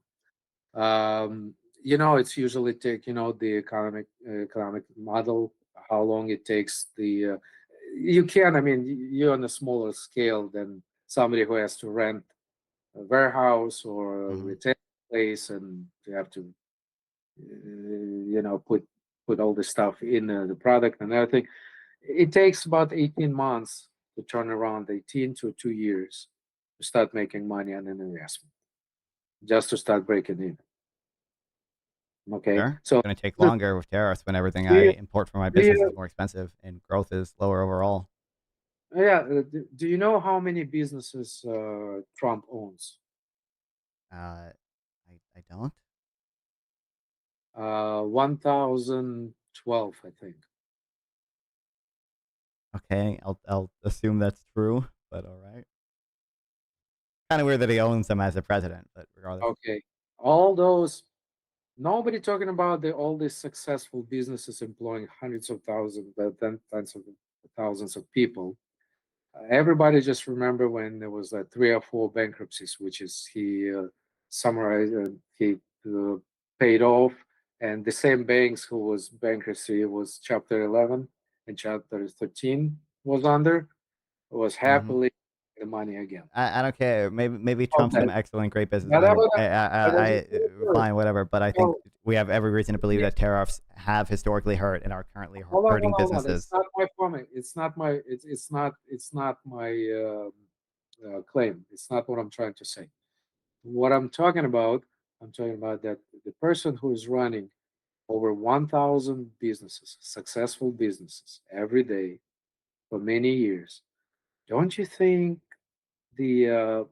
what you think about the tariffs, he would probably was thinking through, and the conflict I don't coming know. in. It's hard to actually get into Trump's mind because when he says like flatly like false things about tariffs, when he I'm repeatedly talking about, misunderstands what trade would deficits you? are. Okay, let me ask you: would you trust somebody to run economy of the country to politician or a business owner? I mean, all else equal, probably a business owner, but I don't trust Trump because Trump talks like a like retard on all these issues. Like Trump almost always lies about who pays tariffs. Trump has never given a coherent like answer to what a trade deficit actually is. Do you want to call yourself, okay, what is your dream? Are you want to become like a journalist, or what? I don't know exactly what I'll do. Probably do something economics related, really. But You like economics? yeah, Okay, not journalism. no, probably not. Okay, with economics, I mean, it's kind of hard because it was funny. Last year I met one journalist. We had a conversation. Interesting. Um, I, of course, he was a Democrat, but it was interesting. I asked him, when you were in college, have you thought that you're gonna be? Are you were thinking? Are you gonna? What kind of journalist you're gonna be? Are you gonna be independent, where it doesn't matter who's on the left or on the right, but just for the actual factual truth? He got to thinking because he became totally different person when he got into politics. And the economy Mhm. is the same thing. You can turn some numbers around and see Okay, that. but it seems like overwhelmingly the evidence suggests that tariffs are like negative. Like you can look at study from Trump's first term and the tariffs he imposed then. They all find that like they reduce employment even within the manufacturing sector. They reduce I don't know manufacturing where it's employment. taking the economy. Before the COVID hit, we had the economy You can say the roaring. economy overall was booming, but tariffs like, had a It negative was effect on it, booming. right? It was booming big time. But you And acknowledge like we can have a booming economy and still do bad policy in that booming economy. Trump didn't impose like super incredibly high tariffs in his first term, so he's like the tariffs he did in his first term were not going to literally tank the entire economy. But the ones he did have negative effects. They raised let me prices for ask you: consumers. They decreased Do total you employment. even within the manufacturing sector, they decrease employment because they raise the You cost know, of steel, which many we have manufacturers rely on. there is nothing personal. This is just starting. Okay, it's only 9 months. You know, Wait, we but I'm citing not stuff but let from me this term. I can if you want with regards to some of the but things, here's but let me ask you. this is Let me this is ask you. over. Wait, hold on, this is over multiple years during his first term, and there's evidence historically, like just from other countries historically who have imposed tariffs. Like the It's just IMF did so a funny. huge study where they looked at It's just 151 so funny countries to over the see. course of 50 'Cause years, and they found tariffs reduce employment, they reduce it's productivity, just they so reduce funny growth. to see the history repeating itself. It's Okay. over and over again. I'm history buff, and it's so much Mhm. easier to see the future when you know the past. But anyway, um, this conversation we can come back in a year, and we will know the facts. But I want to But ask you very. we already have studies on the effects of tariffs, the causal effects of tariffs, not just in the U.S. but This in is other countries exactly the too. same effects people were calling when he dropped the corporate tax, and there was a lot less money coming into the government because of the tax. It was exactly the same argument. But But my the number, I mean, question is, again, I don't uh, think you can say that that like that was necessarily this is causal. exactly what happened because this is exactly what they were saying because it was such a huge drop. The government will go broke because all this money was coming in from Well, the Tax Cuts and Jobs Act did it increase was the deficit. You can say it also led to growth, but it did increase the temporary. deficit. It was in temporary. There was investment. That's what allowed so many But the business. overall, it still decreased. It still increased the deficit, even though despite that We investment, right? can't Like we can't, COVID really screwed up everything, so it's going to be very hard to prove either way, but we have a you lot of non-COVID years to cannot look at. deny you cannot deny the economy was booming before the and We had a good economy under no Trump no for the most part we until were COVID. no not good, no, it was booming, it wasn't good. We like The Clinton, it it wasn't was a I don't. So when you say booming, like it was booming, like it was a good economy. Like it continually improved under Trump until COVID, but it wasn't like let me ask it you a wasn't very like we important experienced question. some massive increase in growth or anything. It was just like mostly, slow recovery from the Great compared Recession to and compared to from the Obama policies, what the strings he put on the banks and a business, there was economy was booming compared to that. I like But let me ask Obama.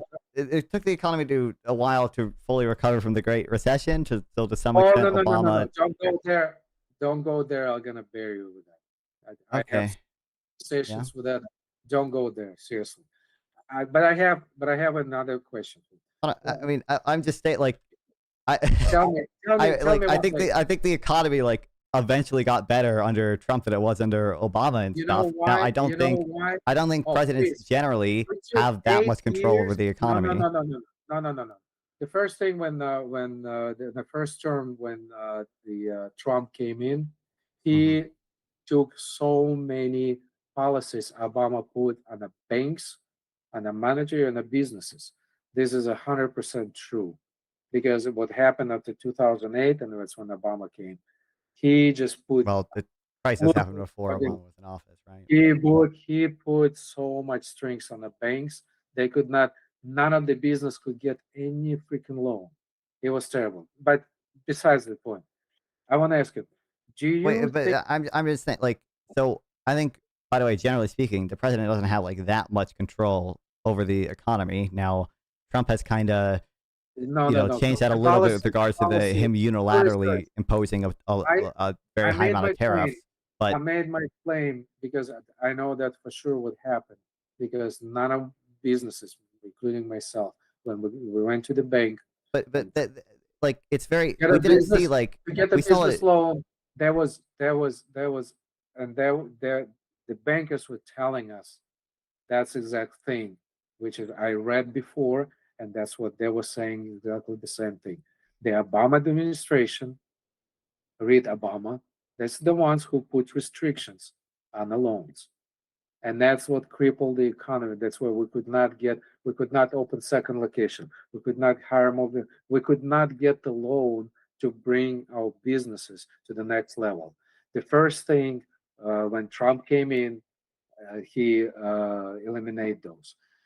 Sure, But but like, so even if that is the case, which by like a lot of the stuff Obama passed was legislation, so Trump can't just unilaterally get no, rid no, of that. no, no. But regardless, like, the thing I'm This is saying such is, a BS. I acknowledge This is such a we had a BS. good economy This under is such a Trump, BS but it's that not like they we saw say.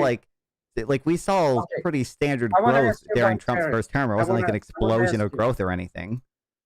I want to ask you about tariffs. Do Okay. you believe that before Trump came in, the tariffs we have with other countries and the tariffs have on us and with tariffs we have on them, was that a fair tariffs practice? I like they were much more fair than Trump suggests, but I like that's not super relevant to the analysis that I'm doing because I'm just kind of analyzing whether or not there's been a net gain from imposing the president unilaterally imposing these tariffs Hold on on, a hold ton on, of hold on, countries. hold on. You saying it was more fair? Much more fair than Trump has ever suggested. Yes, and I don't believe he's gotten us into a better position Okay. Can you with tell me? the. Can you tell me? Can you tell me what your opinion UE tariffs was on American-made product? I believe it was 1.64% along those lines. How much? You said the EU, right? Yeah. I believe it was about 1.64%. What it was? Can you check on it? Yeah. And I'm gonna did go we to the have? World Bank website and pull up the graph, and it's gonna say something along the lines And of what one did we point. have on us? What did we have on us? What? What product when they were bringing? What they were bringing?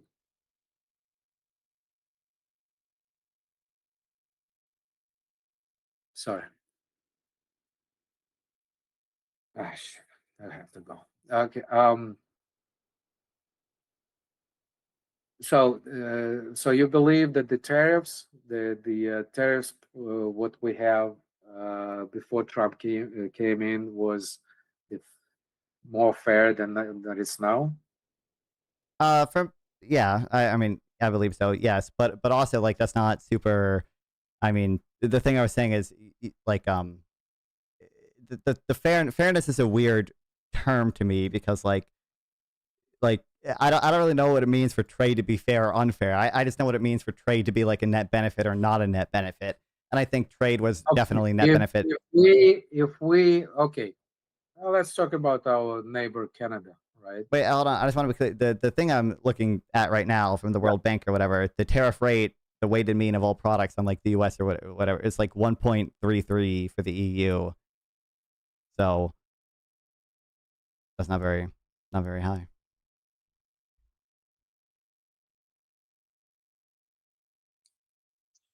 Okay. I have to cut short, my man. Okay, no worries.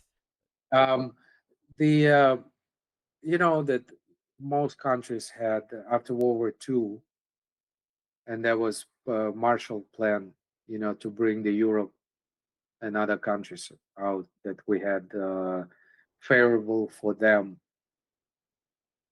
for the American product. You know that, right? Yeah, but we also after World War II Yeah. had a lot of just reciprocal tariff cutting rounds because we had the general We agreement have on taxes and trade. we practically have I think it was 1%, between 1 to 2% on any product coming in. But Yeah, any country, but we also the reason the U.S. cut tariffs a lot was oftentimes because other countries also agreed to cut tariffs on us. So we did that with GATT and we did that with the World Trade Organization. We had a bunch of tariff cutting rounds. that was before World Trade. That was before that. We actually did a favor to other countries and actually to protect those countries from the American business because the American business could swallow everything back then in Europe and Middle East. Well, I know that I am aware that GATT was before Yes, the World Trade right, Organization. Believe it or but not, I'm saying that after World War right II now we had. you have to agree that we have a huge trade deficit pretty much with almost Yeah, but I don't think that's reflective of the sort of. I don't think that's reflective of the tariffs that other countries okay. place on us. I think that's reflective of the fact that we have a low Before we savings rate in the finish, U.S. okay, we have a huge trade deficit with almost every Hmm. country. Fact to fact. We broke right now. Wait, hold on. Just you recognize We, that the we trade deficit is offset by an investment inflow, right? I'm just talking about that we cannot afford the things we could afford 15, 20 years ago. I don't believe that's the case for the median American, and I don't believe the trade deficit has any effect on that, regardless. Absolutely, it does. Because if you can, as a country, you cannot fairly trade with a country who is opposed uh, tariffs on your product. But But the that trade kind deficit doesn't reflect that, of nor does it no, like. we have a huge trade deficit, and that was all allowed for decades to go this way. And that was fine when we have a strong economy, we had money, that's fine. But right now, we as a country need help. We cannot keep doing it because every year we're going deeper and deeper in debt. What's the Something reason the trade deficit is bad exactly, and like reflects that Americans it's are. all together because there is we cannot get out of the debt right now because of those trade deficits we have. How is We that? need That's not true. That's we need to start selling our own product, and that's what we're gonna have the next year. We're gonna have a we lot more. recognize the trade deficit is entirely offset by a capital account surplus, by other countries buying, in many cases, our debt, even, but by other countries investing in the U.S. They buy U.S. assets, right? Yeah, of course I know. And China is one of the biggest, well, actually the biggest holder of our paper. I'm So coming. why would so like why is it impossible to escape our debt when the trade deficit just reflects the fact that there's a lot of investment coming into the U.S.? Hold on. One more time. Why is it like why do trade deficits make it impossible for us to escape our debt when the trade deficit is simply reflecting that there's a lot of investment coming into the U.S.? Like, why would we make ourselves poorer by having like a overall less efficient allocation of resources via tariffs?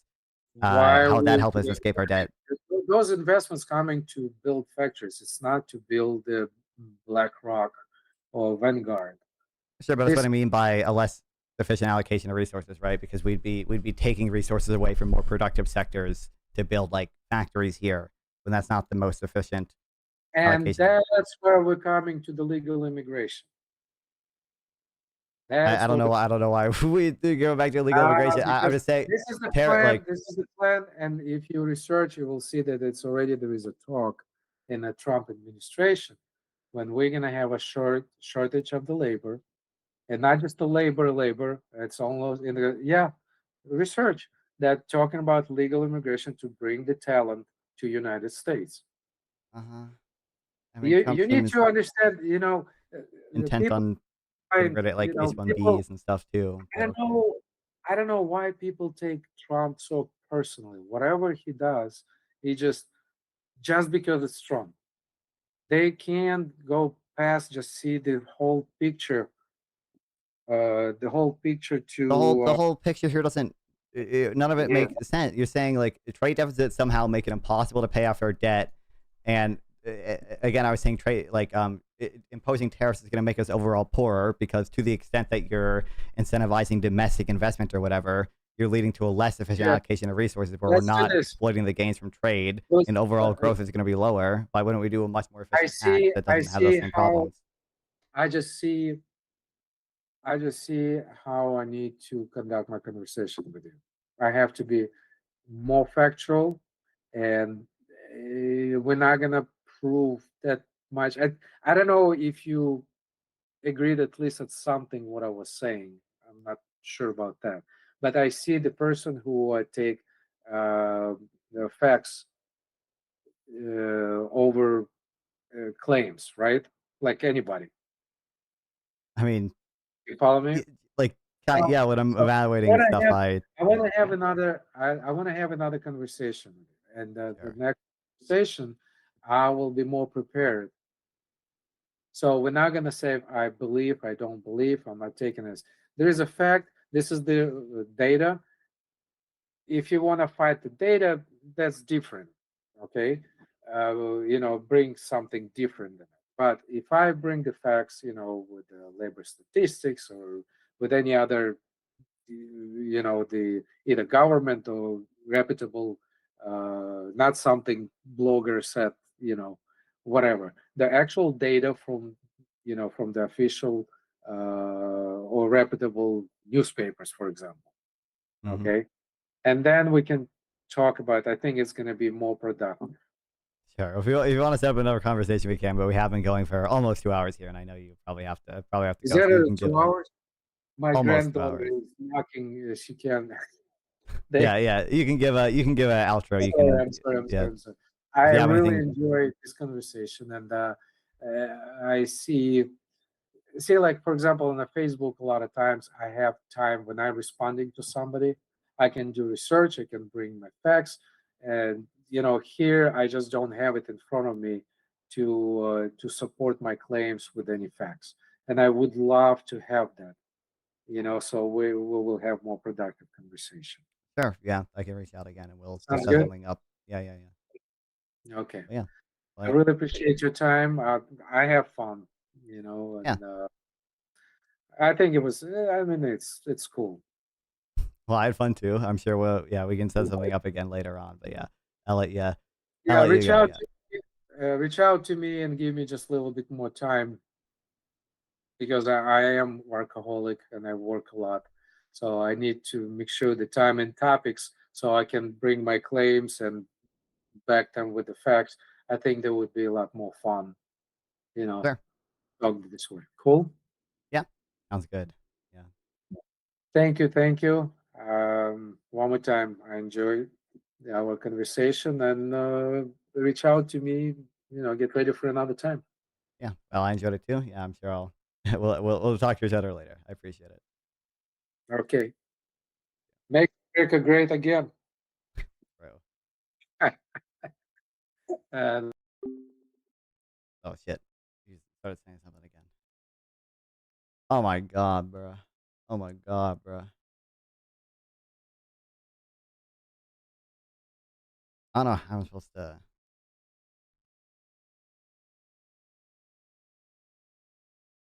interact with some of that stuff, bro. What am I supposed to? Also, welcome back, Dylan. Welcome back. Grassroots Hegemon, welcome back. Sauce Rama and everyone else that I saw in chat. I don't even. We shifted topics a lot after I'd make like an actual point. Like what? I don't know if you heard the words I was saying at the time, bro. Oh my god.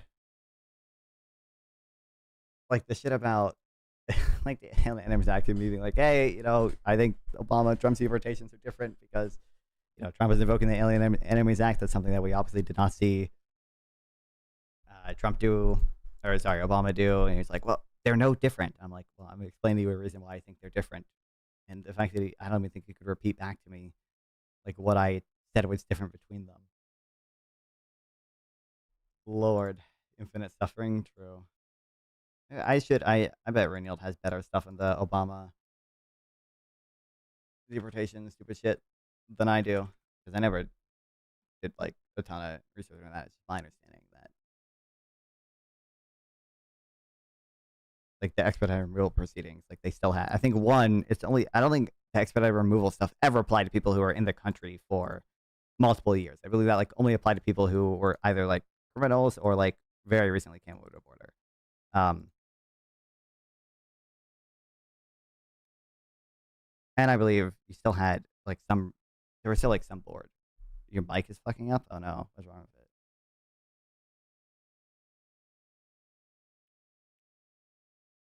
Is it like staticky or something?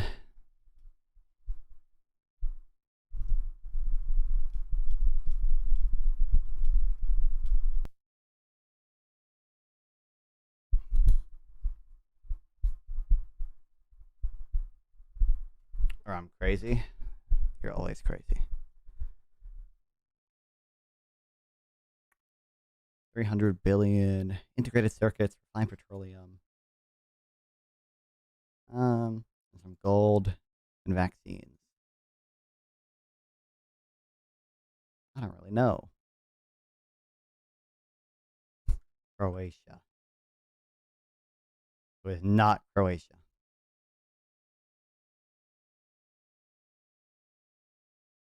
Oh, is it one of the? It's gonna be like some island bullshit. I can read it. It's not. New Zealand's not that far, or New Zealand's further than that, right? So it's gotta be like. Maybe it's like. Maybe it's bro, tanks and armored vehicles too.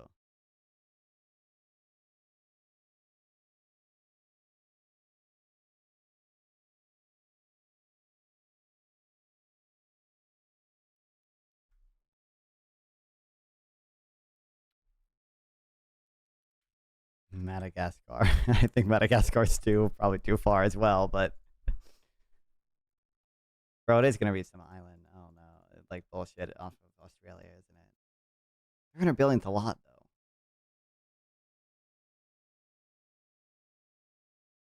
New Zealand? Does New Zealand have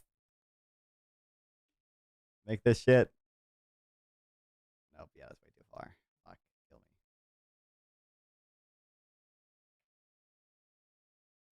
I bet Cambodia makes them take 300 billion. A lot. Maybe Cambodia had. No, there's no way Cambodia had 300 billion exports, right?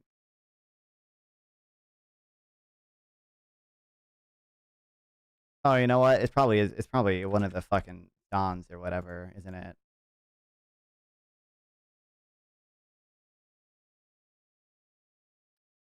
Maybe not. 9,000 kilometers is still pretty far.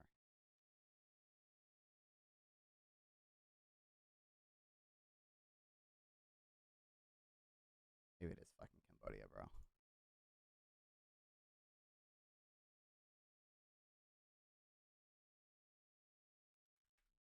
Malaysia? How do you spell Malaysia? Fuck. Singapore? Oh my god. That makes sense, I guess.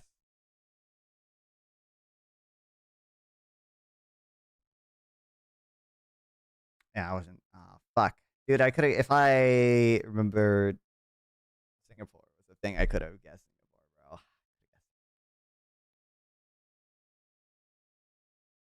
Oh, kill me.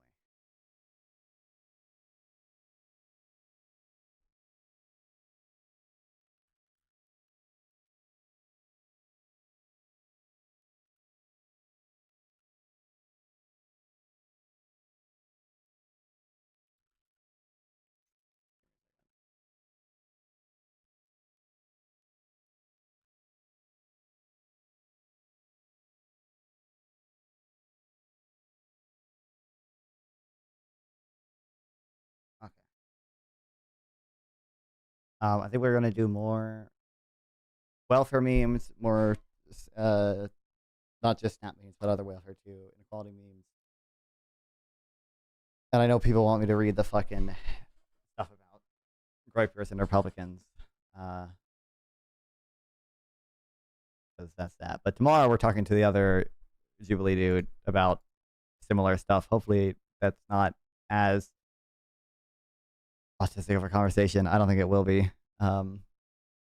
It shouldn't be at the very least. It shouldn't be. I'm expecting it not to be. We'll see though. I don't know.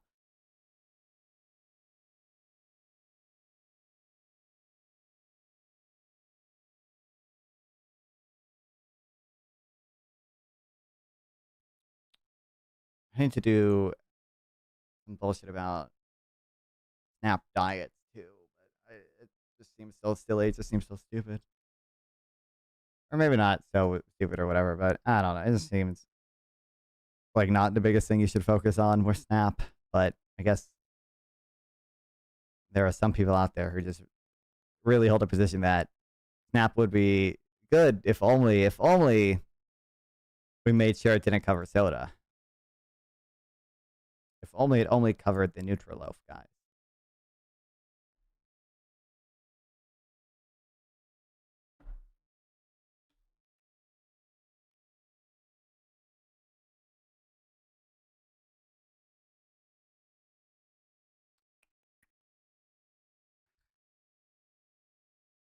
I think this had some stuff in it, but I know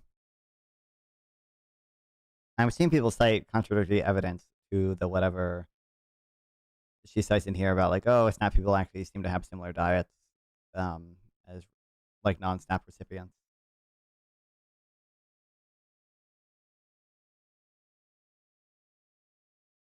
I should probably stop streaming vertically.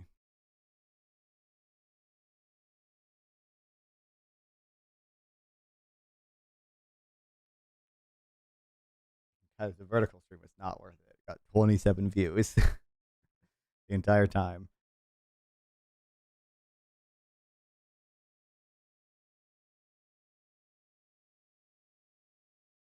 Page not found. Let's go. Thanks.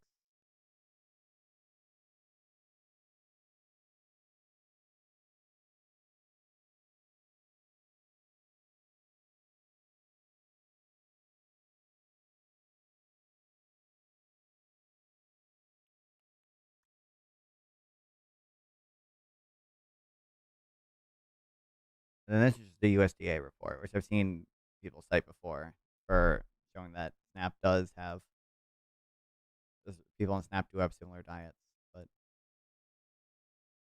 I'm glad that we archived page not found.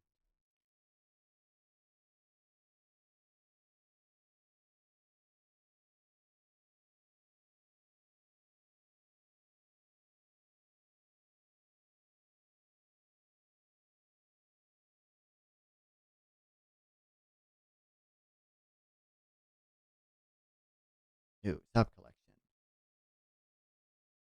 Diets, I guess. Or maybe just food consumption. What about food consumption and diet?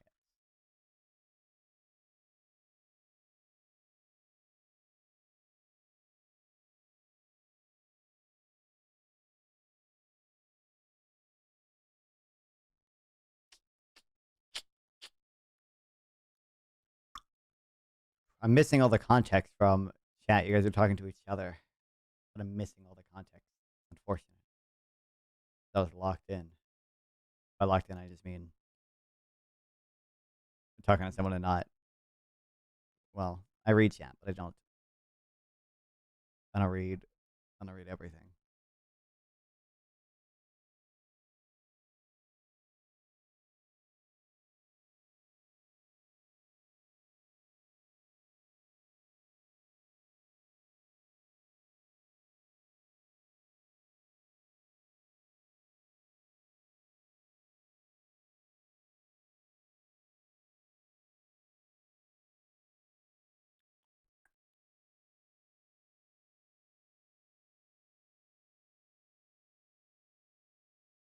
What the hell?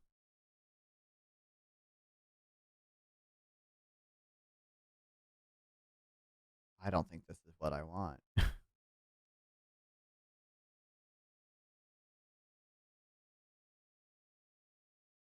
Oh, page or content not found.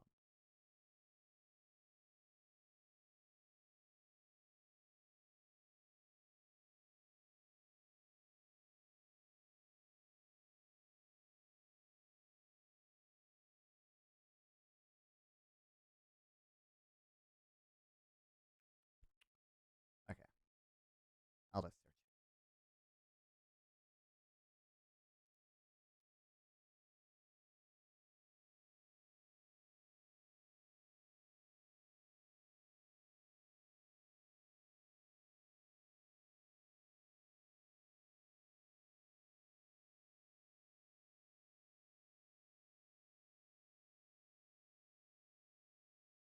And that's set it for $30 increase in monthly SNAP benefits would increase participant consumption of nutritious foods, vegetables, healthy proteins, while reducing food insecurity consumption of fast food, as shown pick or two below. Whoa, whoa. It's not quite what people just cite that like, oh, the SNAP people have like worse diets than comparable non-SNAP people or whatever. But I don't even know if that's the most useful way to view the problem. Even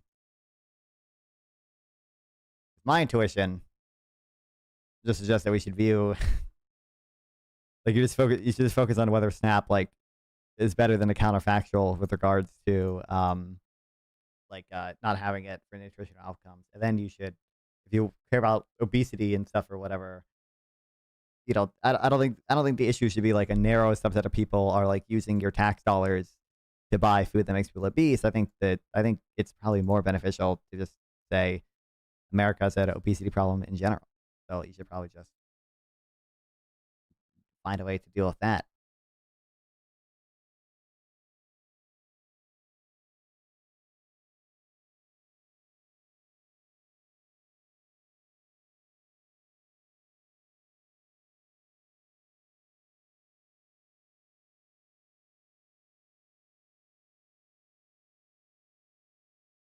This girl has a lot of research on Snap. I don't know if she has any, or I don't know how much she has specifically on just food um, consumption. But affects a lump sum food vouchers during COVID.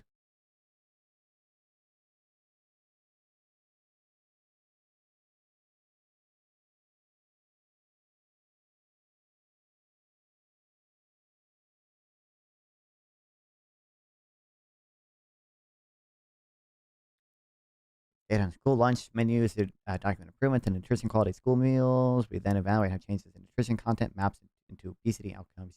Panel data. Find little evidence of participation in school lunch program leads to weight gain. Wow. One criticism of SNAP, at least from very very long time ago, was from my mom, like circa 2002. They were spending like $800 a month in stamps. I thought I thought it's cap. I mean, how many children does your mom have? I guess, right? I thought I think the cap depends on how many children you have, but I don't think SNAP can pay out that much max benefits. Should I do like per child or whatever? 1,700 for an 8-person household, plus an additional 218 for each additional member. Although I guess $2,002 were obviously more valuable, but actually, isn't SNAP automatically adjusted for inflation?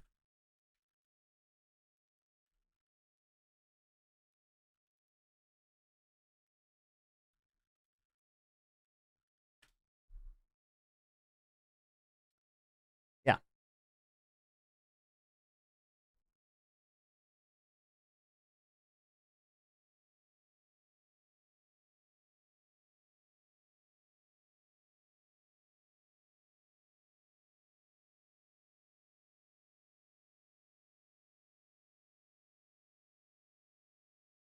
Understanding SNAP. Overview of recent research.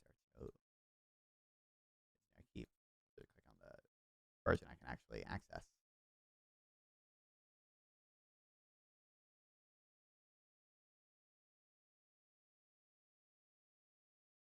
Wait, let's go. Wait, this entire thing's about Snap. Wait, let's go. Actually,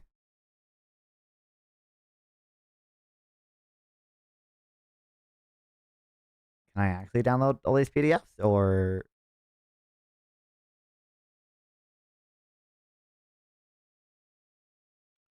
Labor supply, work incentives, nutrition, diet quality.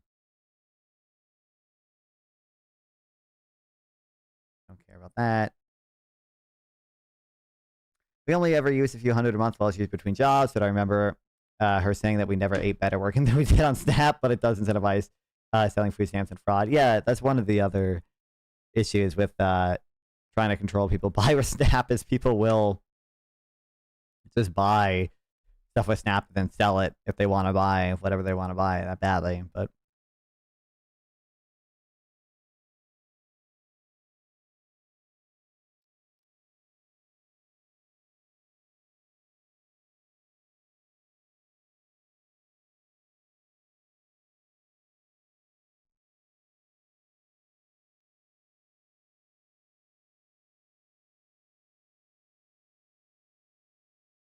eating patterns, I'll take it.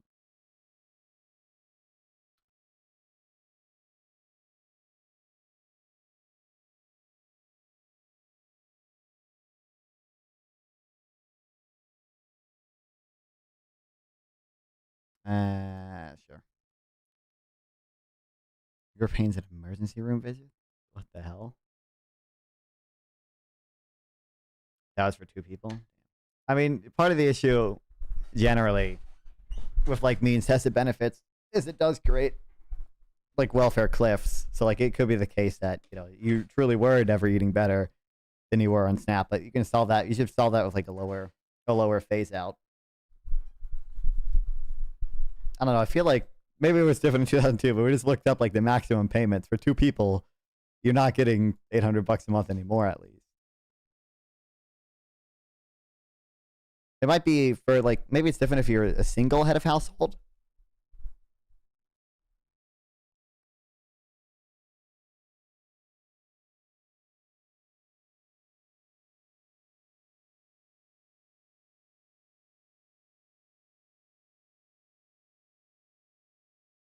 Oh, wait. Oh, my God.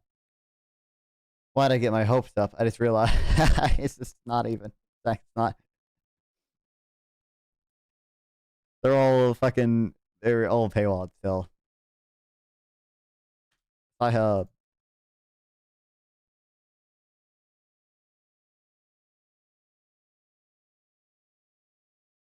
Can I use just the article number? Or do I have to click on all of them and use the DUI? I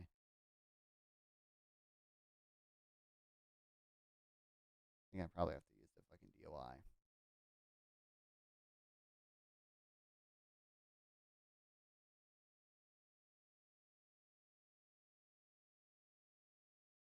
Oh my God.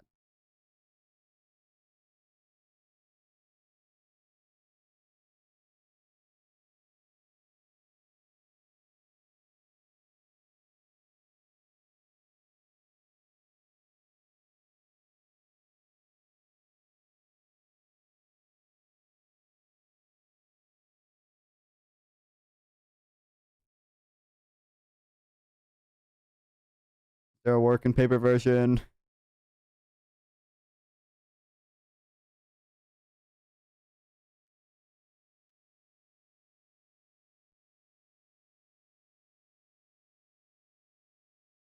I don't think there is. God damn it. Kill me. Is there nothing other than I have never found anything better than Sci-Hub. If Sci-Hub doesn't have shit, if it's not a working paper version of it, I don't know if I'll be able to find it.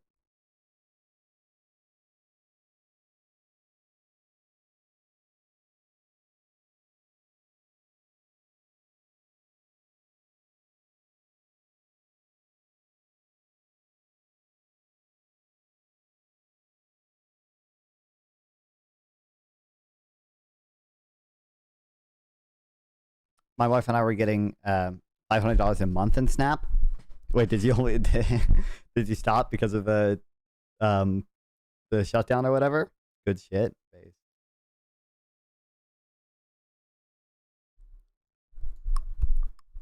Yeah, I don't think it's usually. I don't think you typically get $800 in Snap for 2 people, even if one of them is a child. But I don't know. Are you sure your mom wasn't secretly committing a ton of welfare fraud?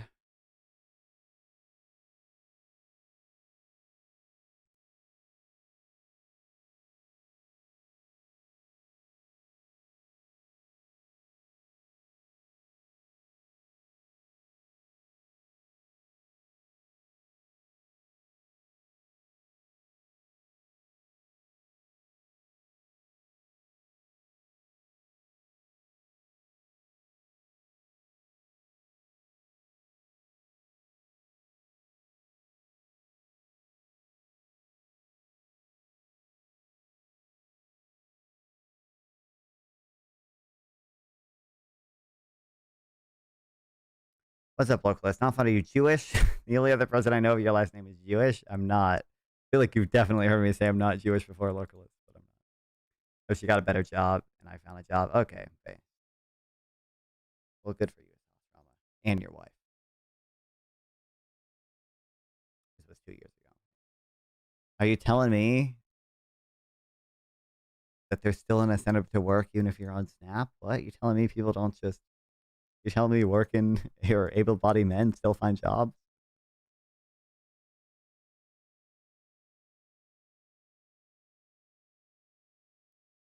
Unbelievable. Data Vance told me they didn't do that.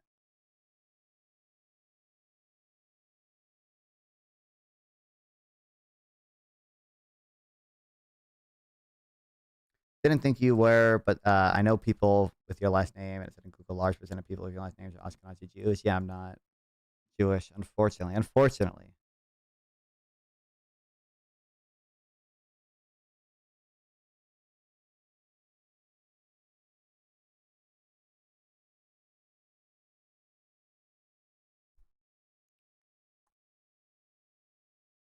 I am German though.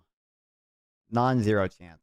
The non-fun ancestors were Nazis, unfortunately. Because I think when I took the DNA test I took or whatever, it was like, oh, you're mostly like French and German.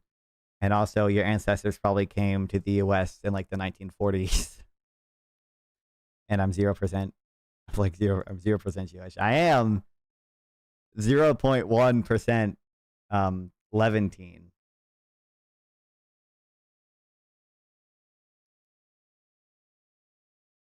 And 0.1% undefined.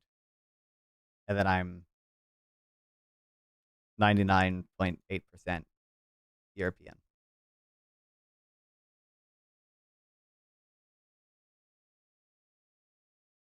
Not to brag, I can't even eat a full bag of hot Cheetos without it being too spicy. Kind of go to like that.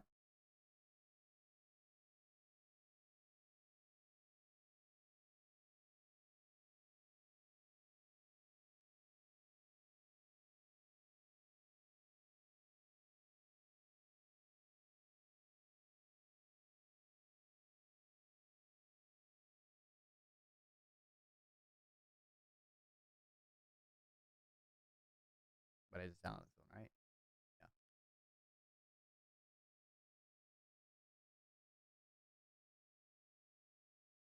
I'm German and Native American.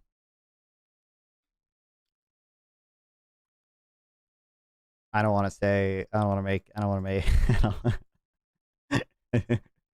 I don't want to make the jokes that came to mind.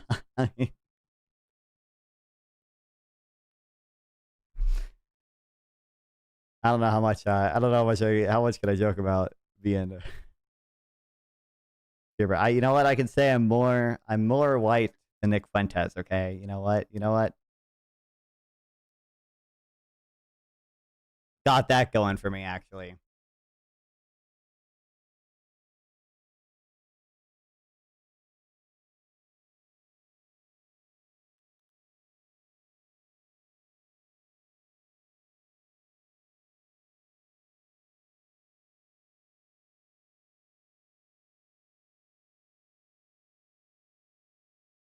Okay, here's a really abstract one, actually. SNAP provides resources to supplement household food expenditures in order to achieve a nutritious diet. Determining the amount of support required or extent of food expenditure poverty entails comparing available resources for food to a nutrition-determined threshold. Clearly, the value of the threshold will affect the degree of food expenditure poverty. If the threshold value is inaccurate, the calculated degree of poverty will be inaccurate. USDA uses a threshold for setting SNAP benefits that does not vary geographically or temporally. So consequently, food expenditure poverty may underestimate or overestimate. Sorry, may be understated or overstated in different regions and time periods. The article compares food expenditure poverty estimates for SNAP participants when geographic differences in the threshold are ignored versus not ignored. In addition, the article decomposes household food expenditures into food away from home, food at home, and personal funded FAH and SNAP funded FAH in order to assess the degree to which each of these contribute to reducing food expenditure poverty. The general findings are that all food expenditure poverty measures are worse when geographical differences are taken into account, I would imagine. In addition, the analysis shows that FAH expenditures, and in particular SNAP FAH expenditures, contribute the most to reducing food expenditure poverty in SNAP households, I would imagine. The policy implications are that food expenditure poverty is currently underestimated in the US by ignoring geographical differences in thresholds, but the food expenditure poverty would be even worse without SNAP benefits. Geographical adjustments to the national threshold could help reduce food expenditure poverty across regions. SNAP is unconstitutional. True, localist. Never considered this before.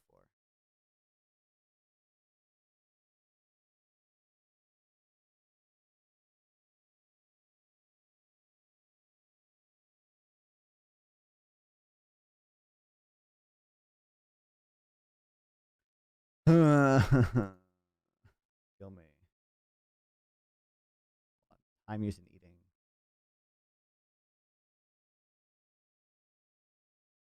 I'm gonna unmark all the ones I actually have downloaded. That way I only leave the ones that I need to find.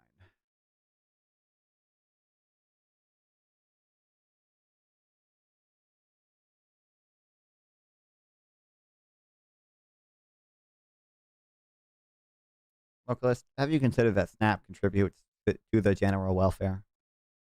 Destroyed. Owned. Originalist. Destroyed. You're not even an originalist because you don't even like the American Constitution. You don't even think America should exist as it does with its federalized system. Like,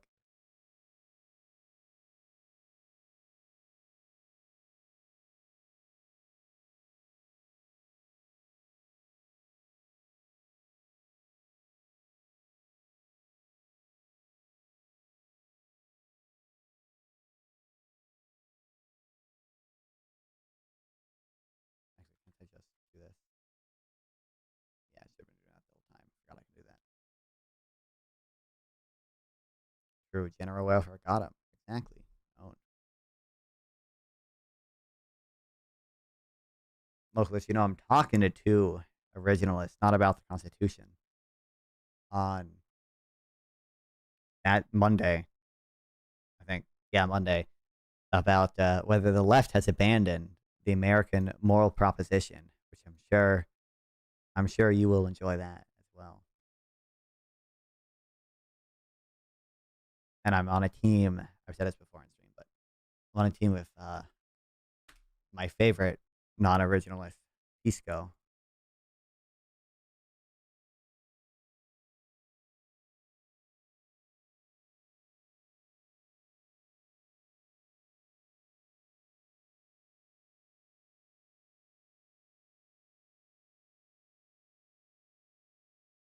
I do want to read this hashtag. Oh, what's up, Spider? Are you taller than Destiny when you met him, Little Cup? I mean, you can see in the picture, I am. It at least looks like I'm taller. Now, like in fairness, like it was uneven ground and like I had shoes on. My shoes do make me a decent amount taller, but like it, does certainly seem like at least with shoes on, I am taller. Which is weird because if you look up Destiny's height, by the way, why is localist in YouTube chat now? I don't know. He invaded. You should have asked Destiny if he is a localist. I would bet he would say no, but I don't know. I don't know if people go as far as you do when they hear the word localist. So maybe he would, maybe he would say yes, but not to your ideology. If you look up Destiny's height, it says 5'8", and I am not 5'8". I am 5'7" at best. With shoes on, maybe I reach 5'8", but I'm like definitely not over 5'8". So someone's got to edit that Wikipedia page. I'm just saying. Clearly. Okay, Snap. One of the most important elements is of the safety net. Unlike most other safety net programs, Snap varies little across states and over time. I think I've actually seen this.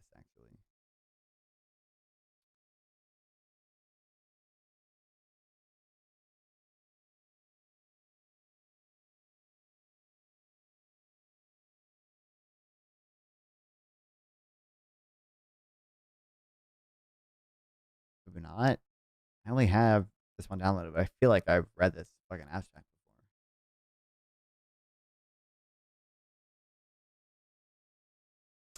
The challenges for quasi-experimental evaluation. Notably, SNAP benefits are fixed across 48 states, but local food prices vary, leading to geographic variation in the real value or purchasing power of SNAP benefits. I could bully you all in 5'10". Oh, no, it's over. It's over. And the study provide the first estimates that leverage variation in SNAP purchasing power across markets. Okay, I haven't read this. I'm making it up. To examine effects of SNAP child health, we link panel data on regional food prices to national health interview survey data and use a fixed effect framework to estimate relationship between local purchasing power of SNAP and children's health and healthcare utilization. We find that lower SNAP purchasing power leads to lower utilization of preventative care and more days of school missed due to illness. We estimate no effect on parent-reported health status. I'm 6'0", you guys are tiny. I don't even believe you're 6'0", localist. I don't even believe you.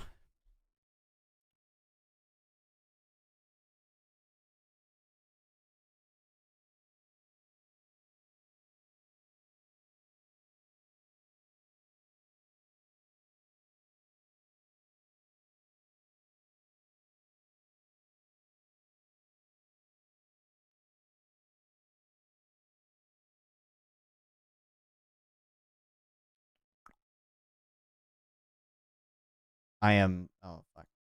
I'm still so. I'm still tempted. I'm still tempted to go to the Phoenix event, but I don't know. A lot of money, a lot of opportunity cost to go into the Phoenix event. So we'll see.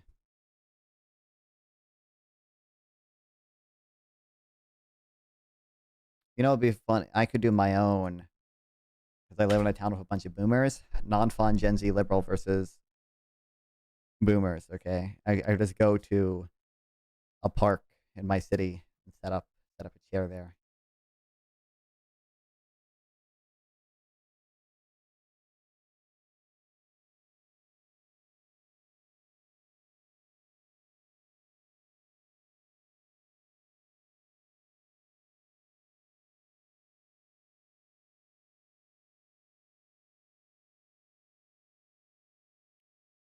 Like how Isaac was cosplaying as a bloody tampon during the whole thing. What? Did you two have a goon off? Yeah, that's what. That's how the interaction started.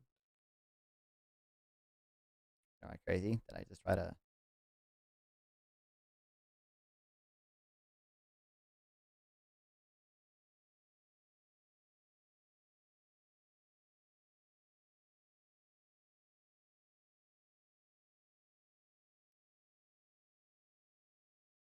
Is it a circle jerk? Yeah. Isaac is pale and dyed his hair blood red tampon.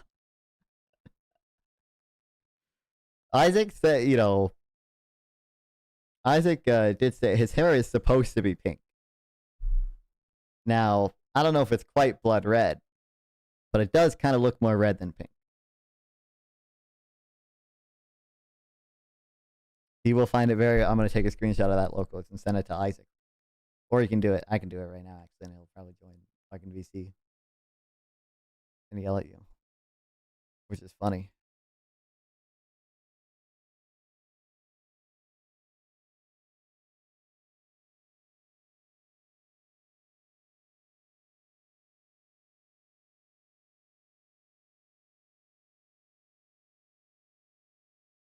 If he wanted pink hair, he'd have to bleach it first.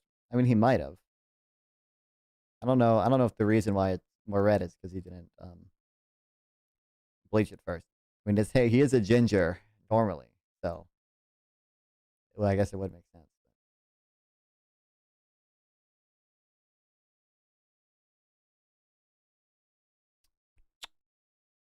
I want this. I want this. Give me this. There's gotta be somewhere out there. Someone who doesn't have it paywalled.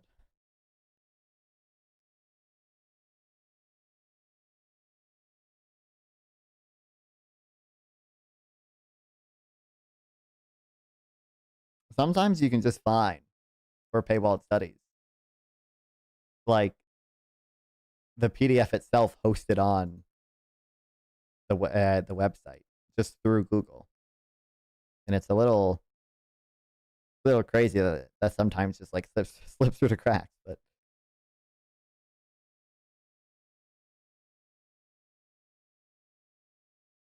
This is not.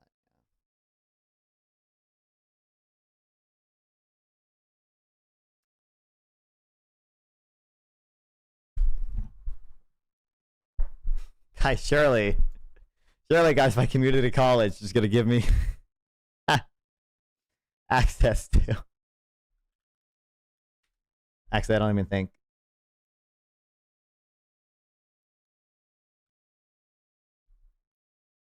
I don't even know if it lets me.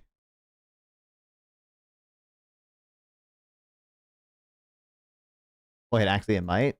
Wait, actually, hold on. I was gonna say I don't even know if it lets like if my shit is even gonna have access to it at all. But it says actually if I use my school email,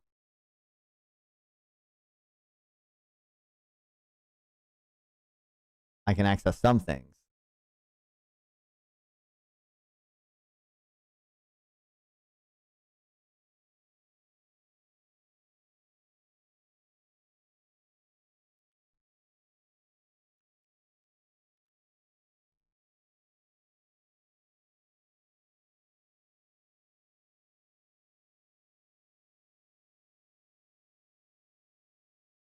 Okay, access through my institute. Oh my god, I hate Outlook so much.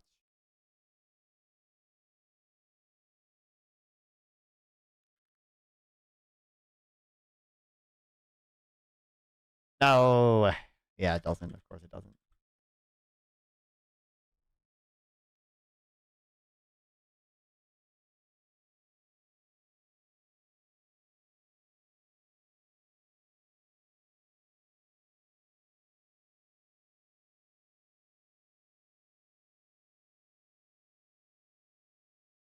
I don't even know. You guys have no idea the satisfaction I feel when I close Outlook or close Microsoft Teams, bro.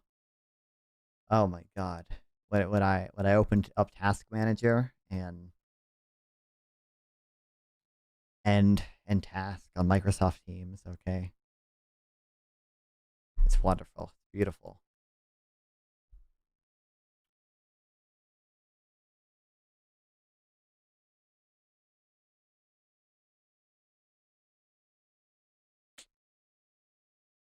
Okay, well, off stream I'll try to find this study, but until then, I'll look at some other stuff.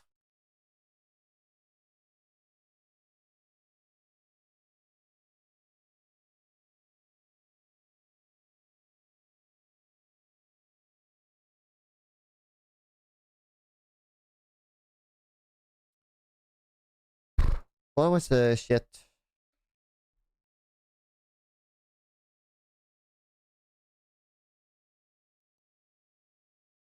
Factoid sites all the time.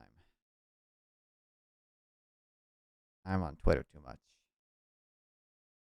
What's this from? He doesn't link it. Okay.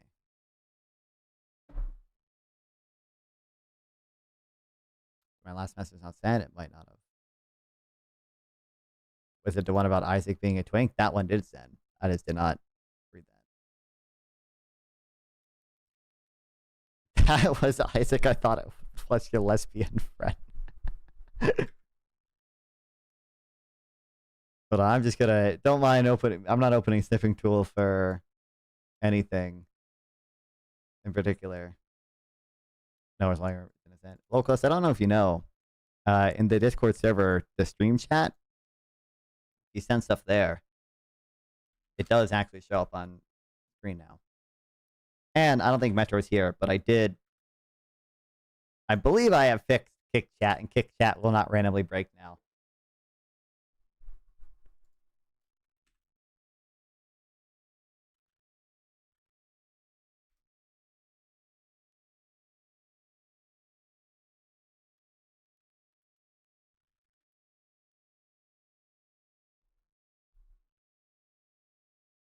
Oh my god, that's not what I wanted Google to do. I don't know if the quotes are case sensitive even.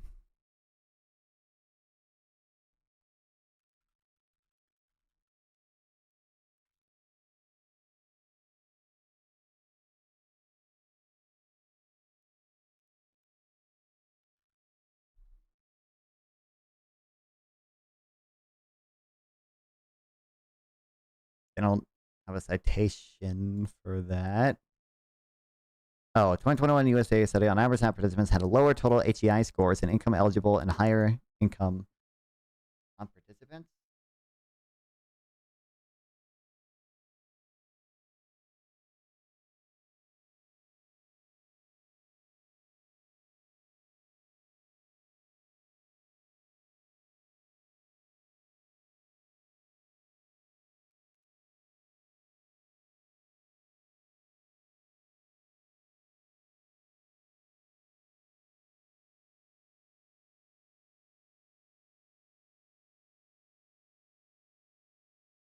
Oh, there's a few different things here.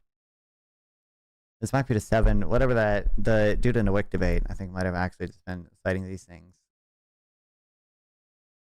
Which is like Cato, so I trust that these aren't like entirely slop. Cato has some slop sometimes. Most of the time. It's not slop.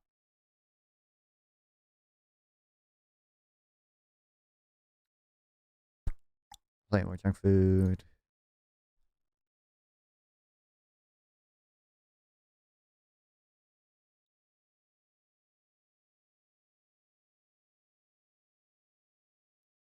Okay, but okay, so citations 18 through 23.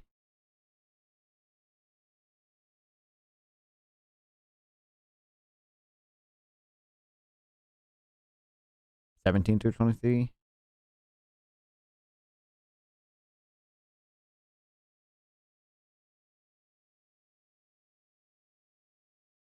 These are all gonna be annoying.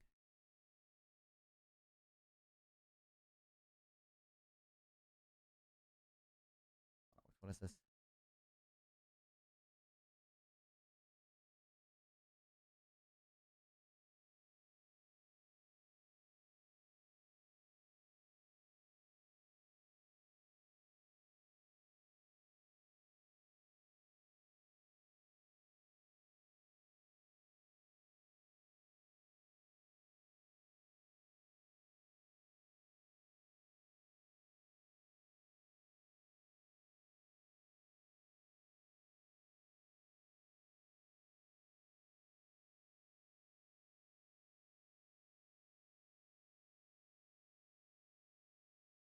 Okay, there's that in this.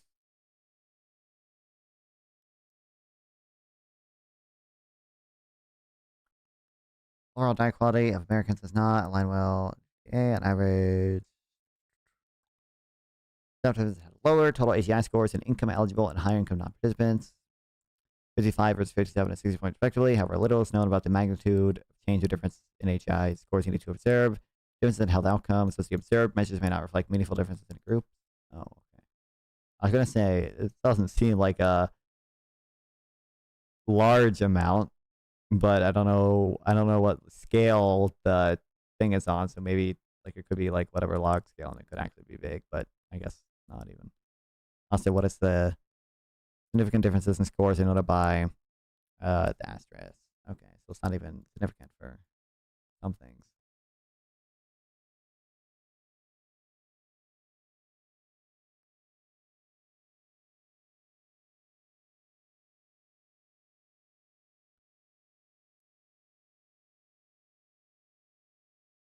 The 2035 locals will be running in every party primary day. Yeah, I'm sure localists.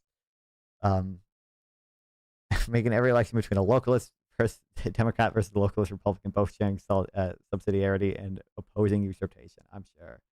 I'm sure.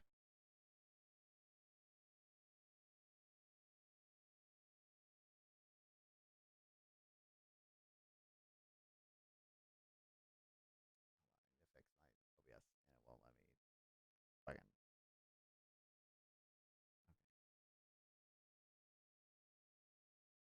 Ugh.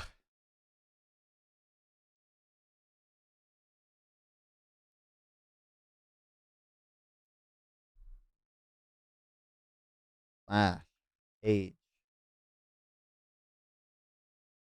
It's diet. Hold on. Diets is spelled. Yeah, I just want to make sure I'm not on diets wrong and everything. Diets. Add icon. Scale. Is there a scale that's like a not that scale?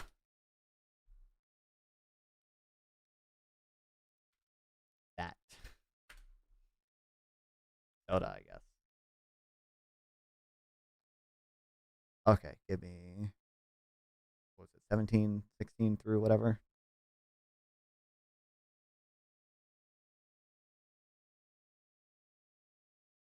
17 through 23.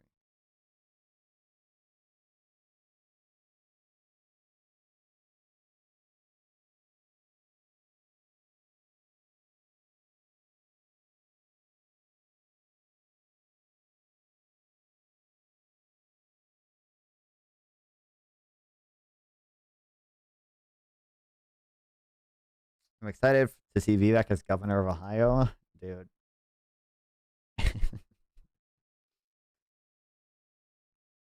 There's no shot, right? Like, has he even said anything about that in a while? I know he suggested doing that. Did he even fully commit to doing that? I thought that was just like a thing that he said a while ago after he, dropped out of the presidential race. Did he even ever like fully commit to that? Is anyone actually interested in that?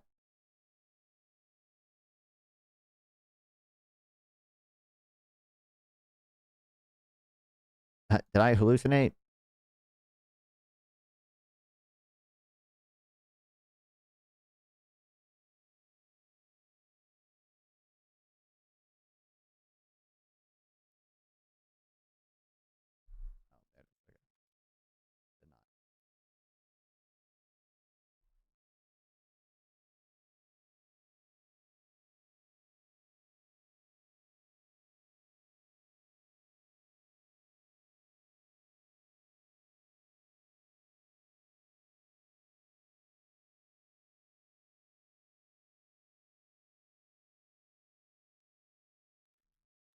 Can Notion do this for me, actually?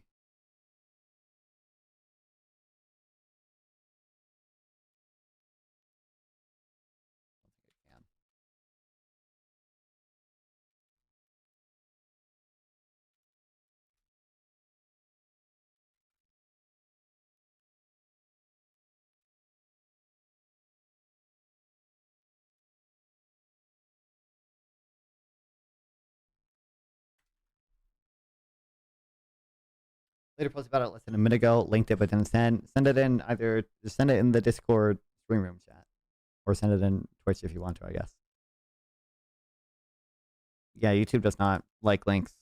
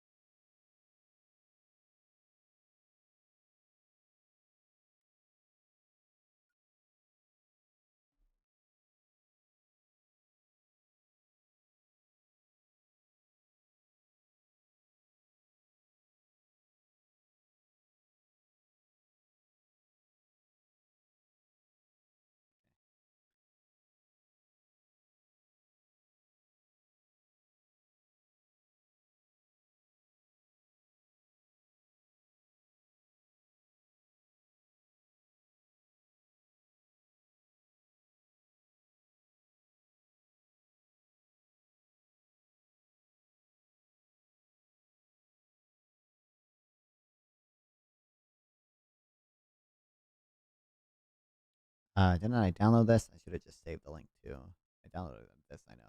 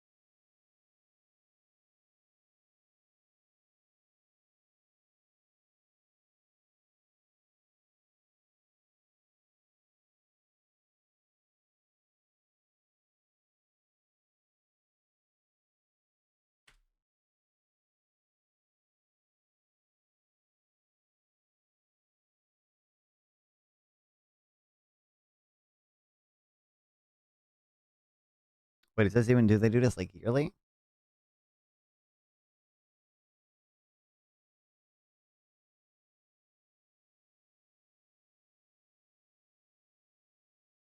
No. Okay.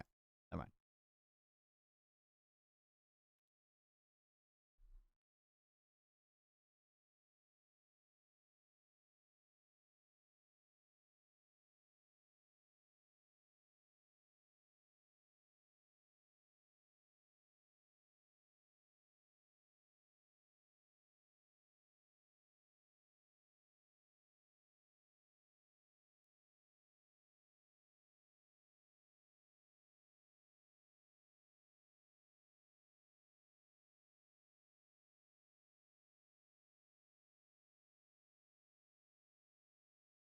I already have this downloaded.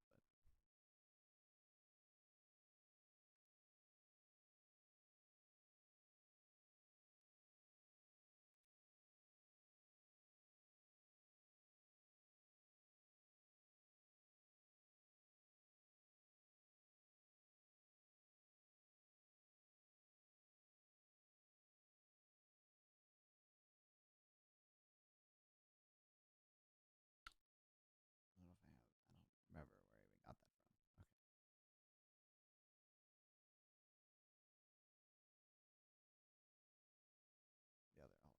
Let me go back to the potato thing. I just want to know what the.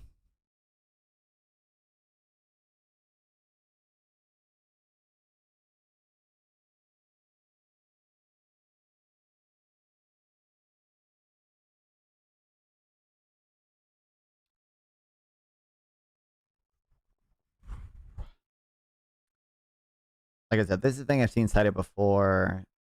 It's just like seems like the basket of goods people buy are broadly similar. I want to know what the conflict is with it exactly, and I don't know where they would. I don't know where the different like data would arise from even. I'll have to figure that out.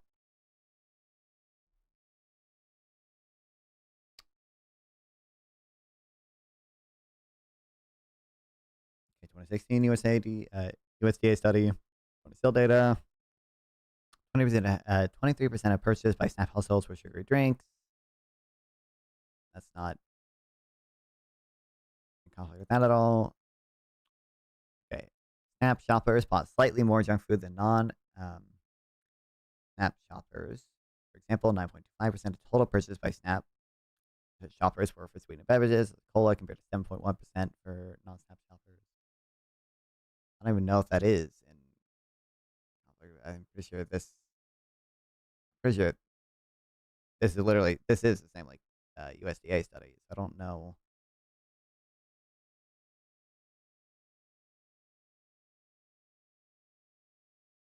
Let me go back to this. I think this even mentioned it's like slightly more sugary drink spot, but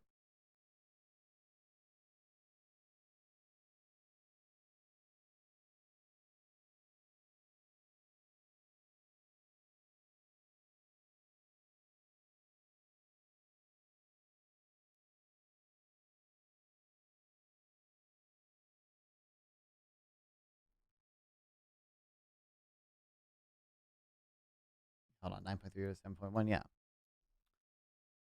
A different point of sale, similar pattern.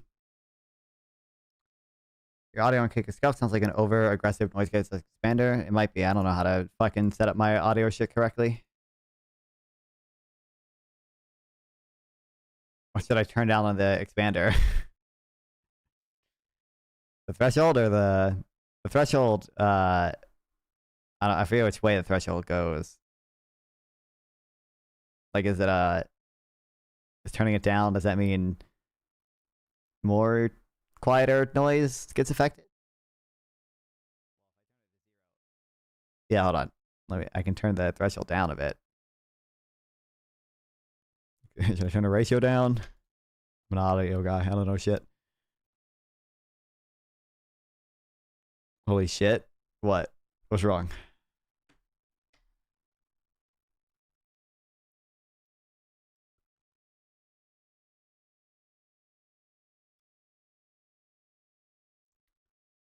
Snap households required 31% fewer total vegetables. Those filters are in the wrong order. Oh. Wait, what order should they be in?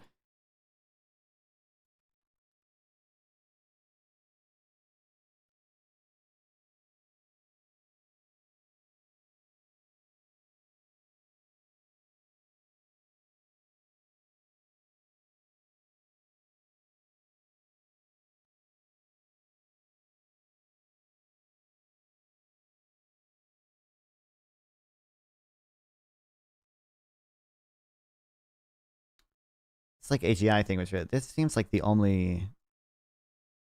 This thing seems rather big, but the other stuff seems like pretty small.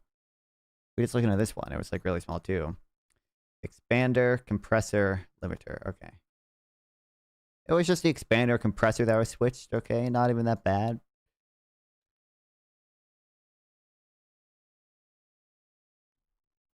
What's the VST plugin? It's just it's like a EQer or whatever.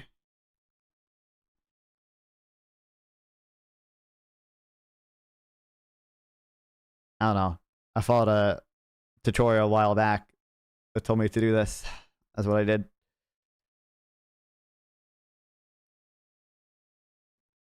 Yo, thanks for the $5, Zach. I appreciate it. What's a What is fawn and why are you not Why it? are you not it?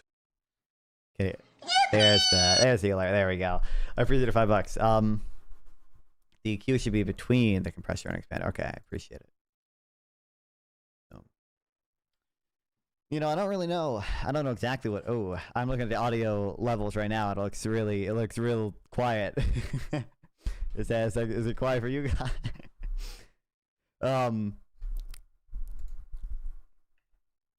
I don't really know what a fawn is. I came up with the name non-fawn. You know, when I was on a road trip to Washington D.C. when I was like 10 years old. I don't remember how I came up with it, but since then, you know, I'm pretty sure fawn.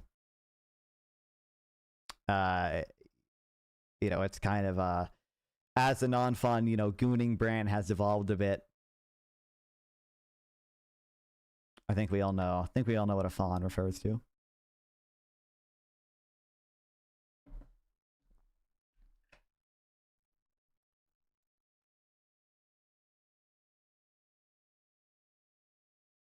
Well, I'm gonna put this over here actually.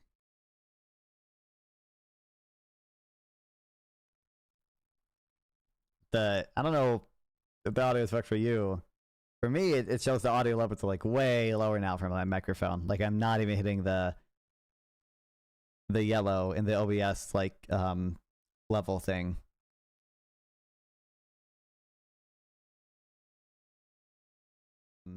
Level thing. Oh, it sounds like the same actually volume wise though. Okay, 2016.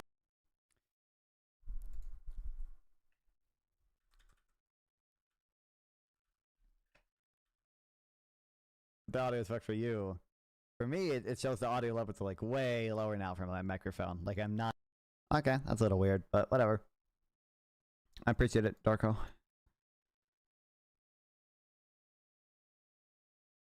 Okay, peer-reviewed studies on SNAP. Nutrition found a range of results include overall. Adult SNAP recipients scored lower healthy eating index than other groups than either group of non-participants. Children's diets were similar. About SNAP participants in low income non-participants were less nutritious than the diets of higher income children. Despite overall improvement in diet quality among U.S. adults between 1999 and 2014, disparities persisted or worsened for most dietary components when comparing participants of the SNAP with income-eligible non-participants and higher income individuals. For nearly all dietary components, SNAP participants do not meet recommendations for a healthy diet. Okay, this seems like decently large too. Someone will say the SNAP households have poor diets because they do not live near stores that sell healthy food, but a 2018 USDA study does not support that view. Instead, it concludes, on all other measures of nutritional quality, SNAP participating households with low household level access to food stores did not differ from SNAP participating households with better access. And then this kid was just going to complain $20 bajillion.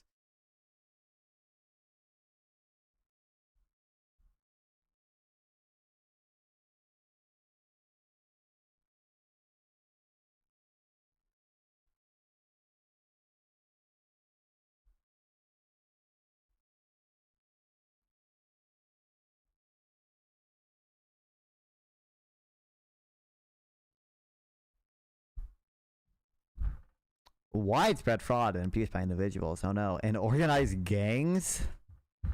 People spoke to EBT cards at corrupt retailers and receive part of the value in cash, typically 50 cents on the dollar.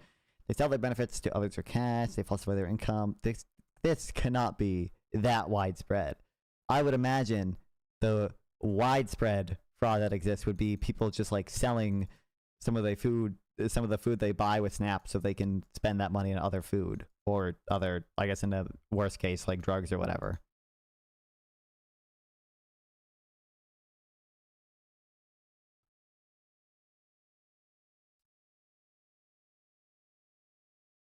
Track the rise of SNAP abuse. He says that we're seeing an alarming attack on food stamp programs, which cost $20 billion a year. Okay. Not actual evidence that it's widespread, but okay.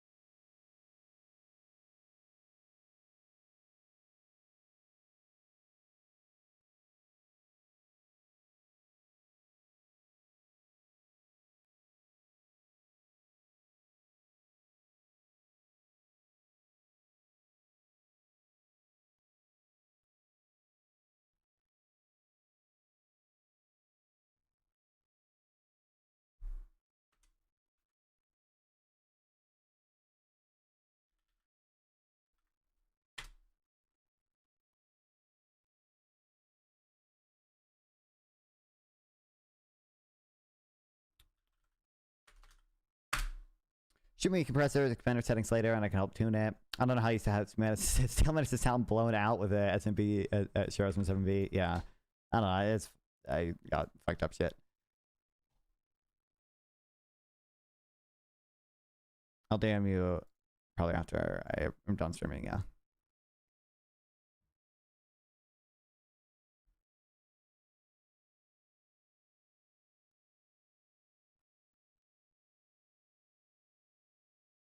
What were the things that people cited at you during your debate, Darko? I'm assuming it was this stuff. Because I think didn't he say it's 7 thing 1, 2, 3, 4, 5, 6, 7. Yeah. I'm pretty sure he literally is citing all the citations Cato had, which is like not horrible or anything. It's not bad on its own, but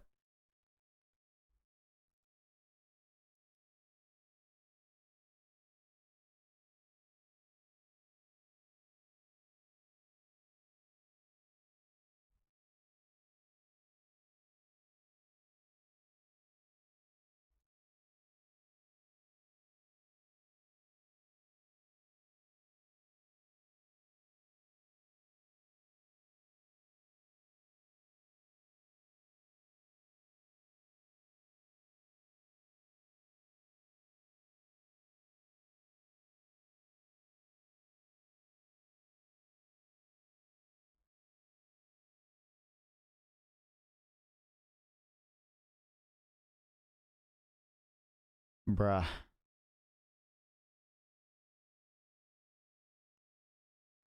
Definitely cited Cato briefing. Hang on, I can shoot you their Excel with all of them. I bet it's literally. I mean, I think it's literally just the 7 things Cato cited, which is not like I haven't like used like research briefs before to do stuff. So it's not like bad in of itself or anything, but.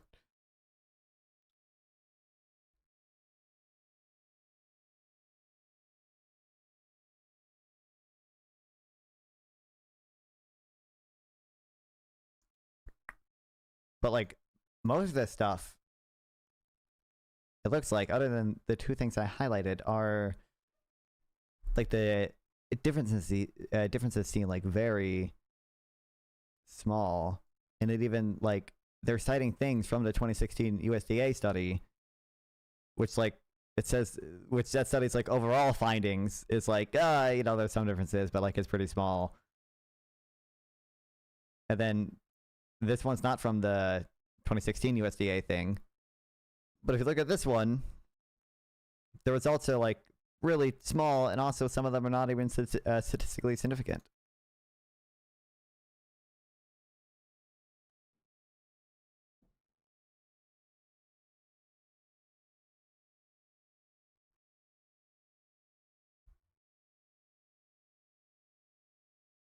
Whatever 20 is.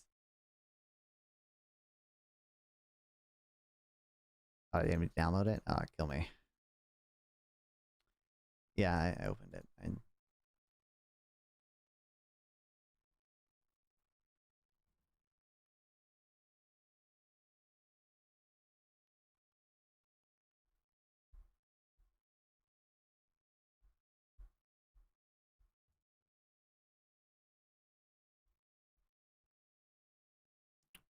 We have 8 things for this, but they don't have it even. Might not be just Kato stuff.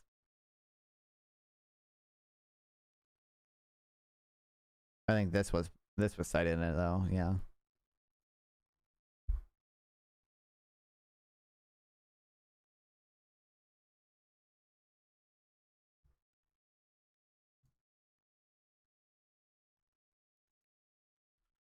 I think this was too. I guess not.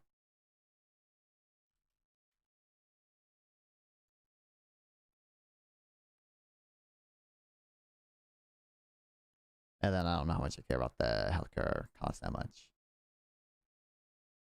At least not right now. Oh, they just linked to this here? Okay, cool.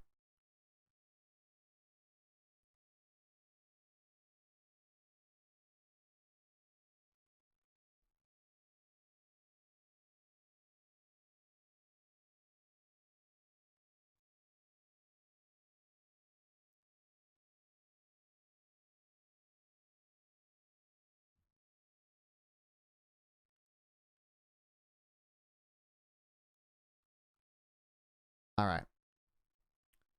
Hold on. Actually, I should.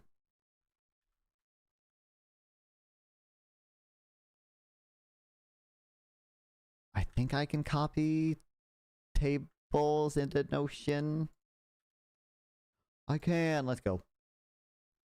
Honestly, 99% so to type snap bad in Google Scholar. Based?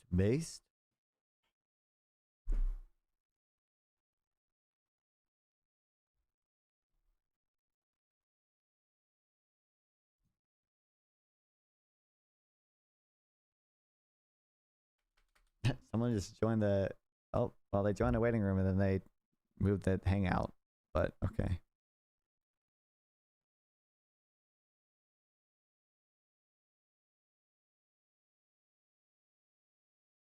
Balfon is a code name we give to our secret informants. This is true.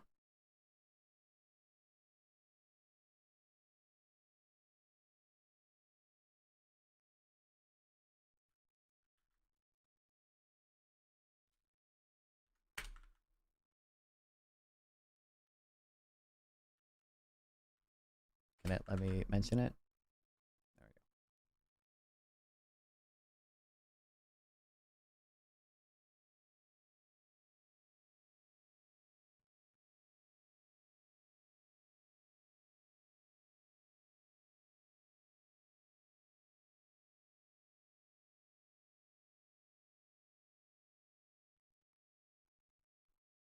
But no lessons to be learned from Ondami's campaign. I mean, I think the lessons we learned are all just messaging stuff. I don't think it's actually policy stuff.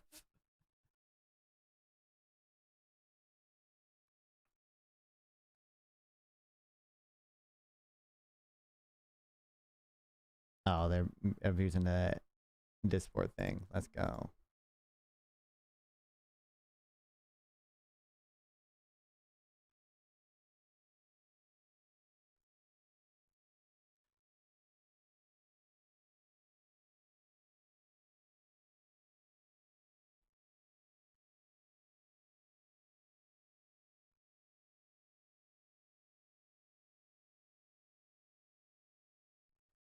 Yay.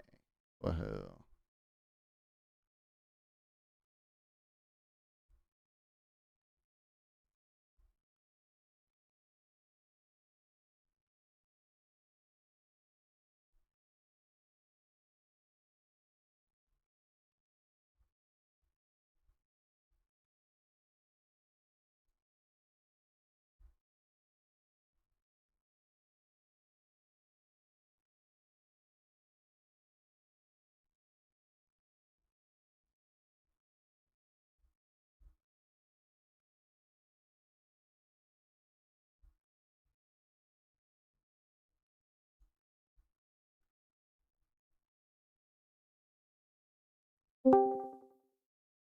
Oh, what's up? Yo, man, Yeah. your server. Look at it. Oh, I've noticed. No worries, bro. I'm trying to fix it. I don't know. The Discord shit, it doesn't, since the bot or whatever, it's nothing, I can't, there's gotta be a Discord mod tool that lets me disable it or whatever, but Right, it's all good. Just letting you know. All right. yeah, no worries. Yep.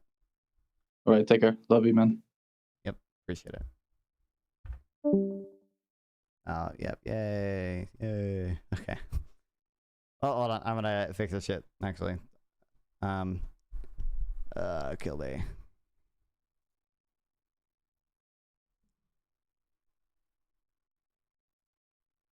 Jesus. Where are my moderators when I need them?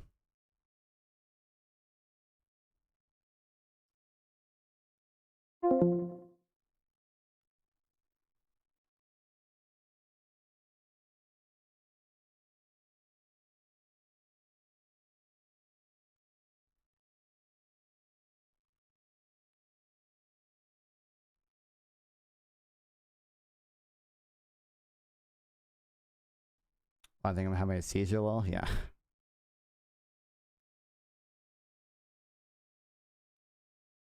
Why does Discord not let me automatically delete the messages from Discord? I think it's because it's the bot or whatever, but it should. Oh.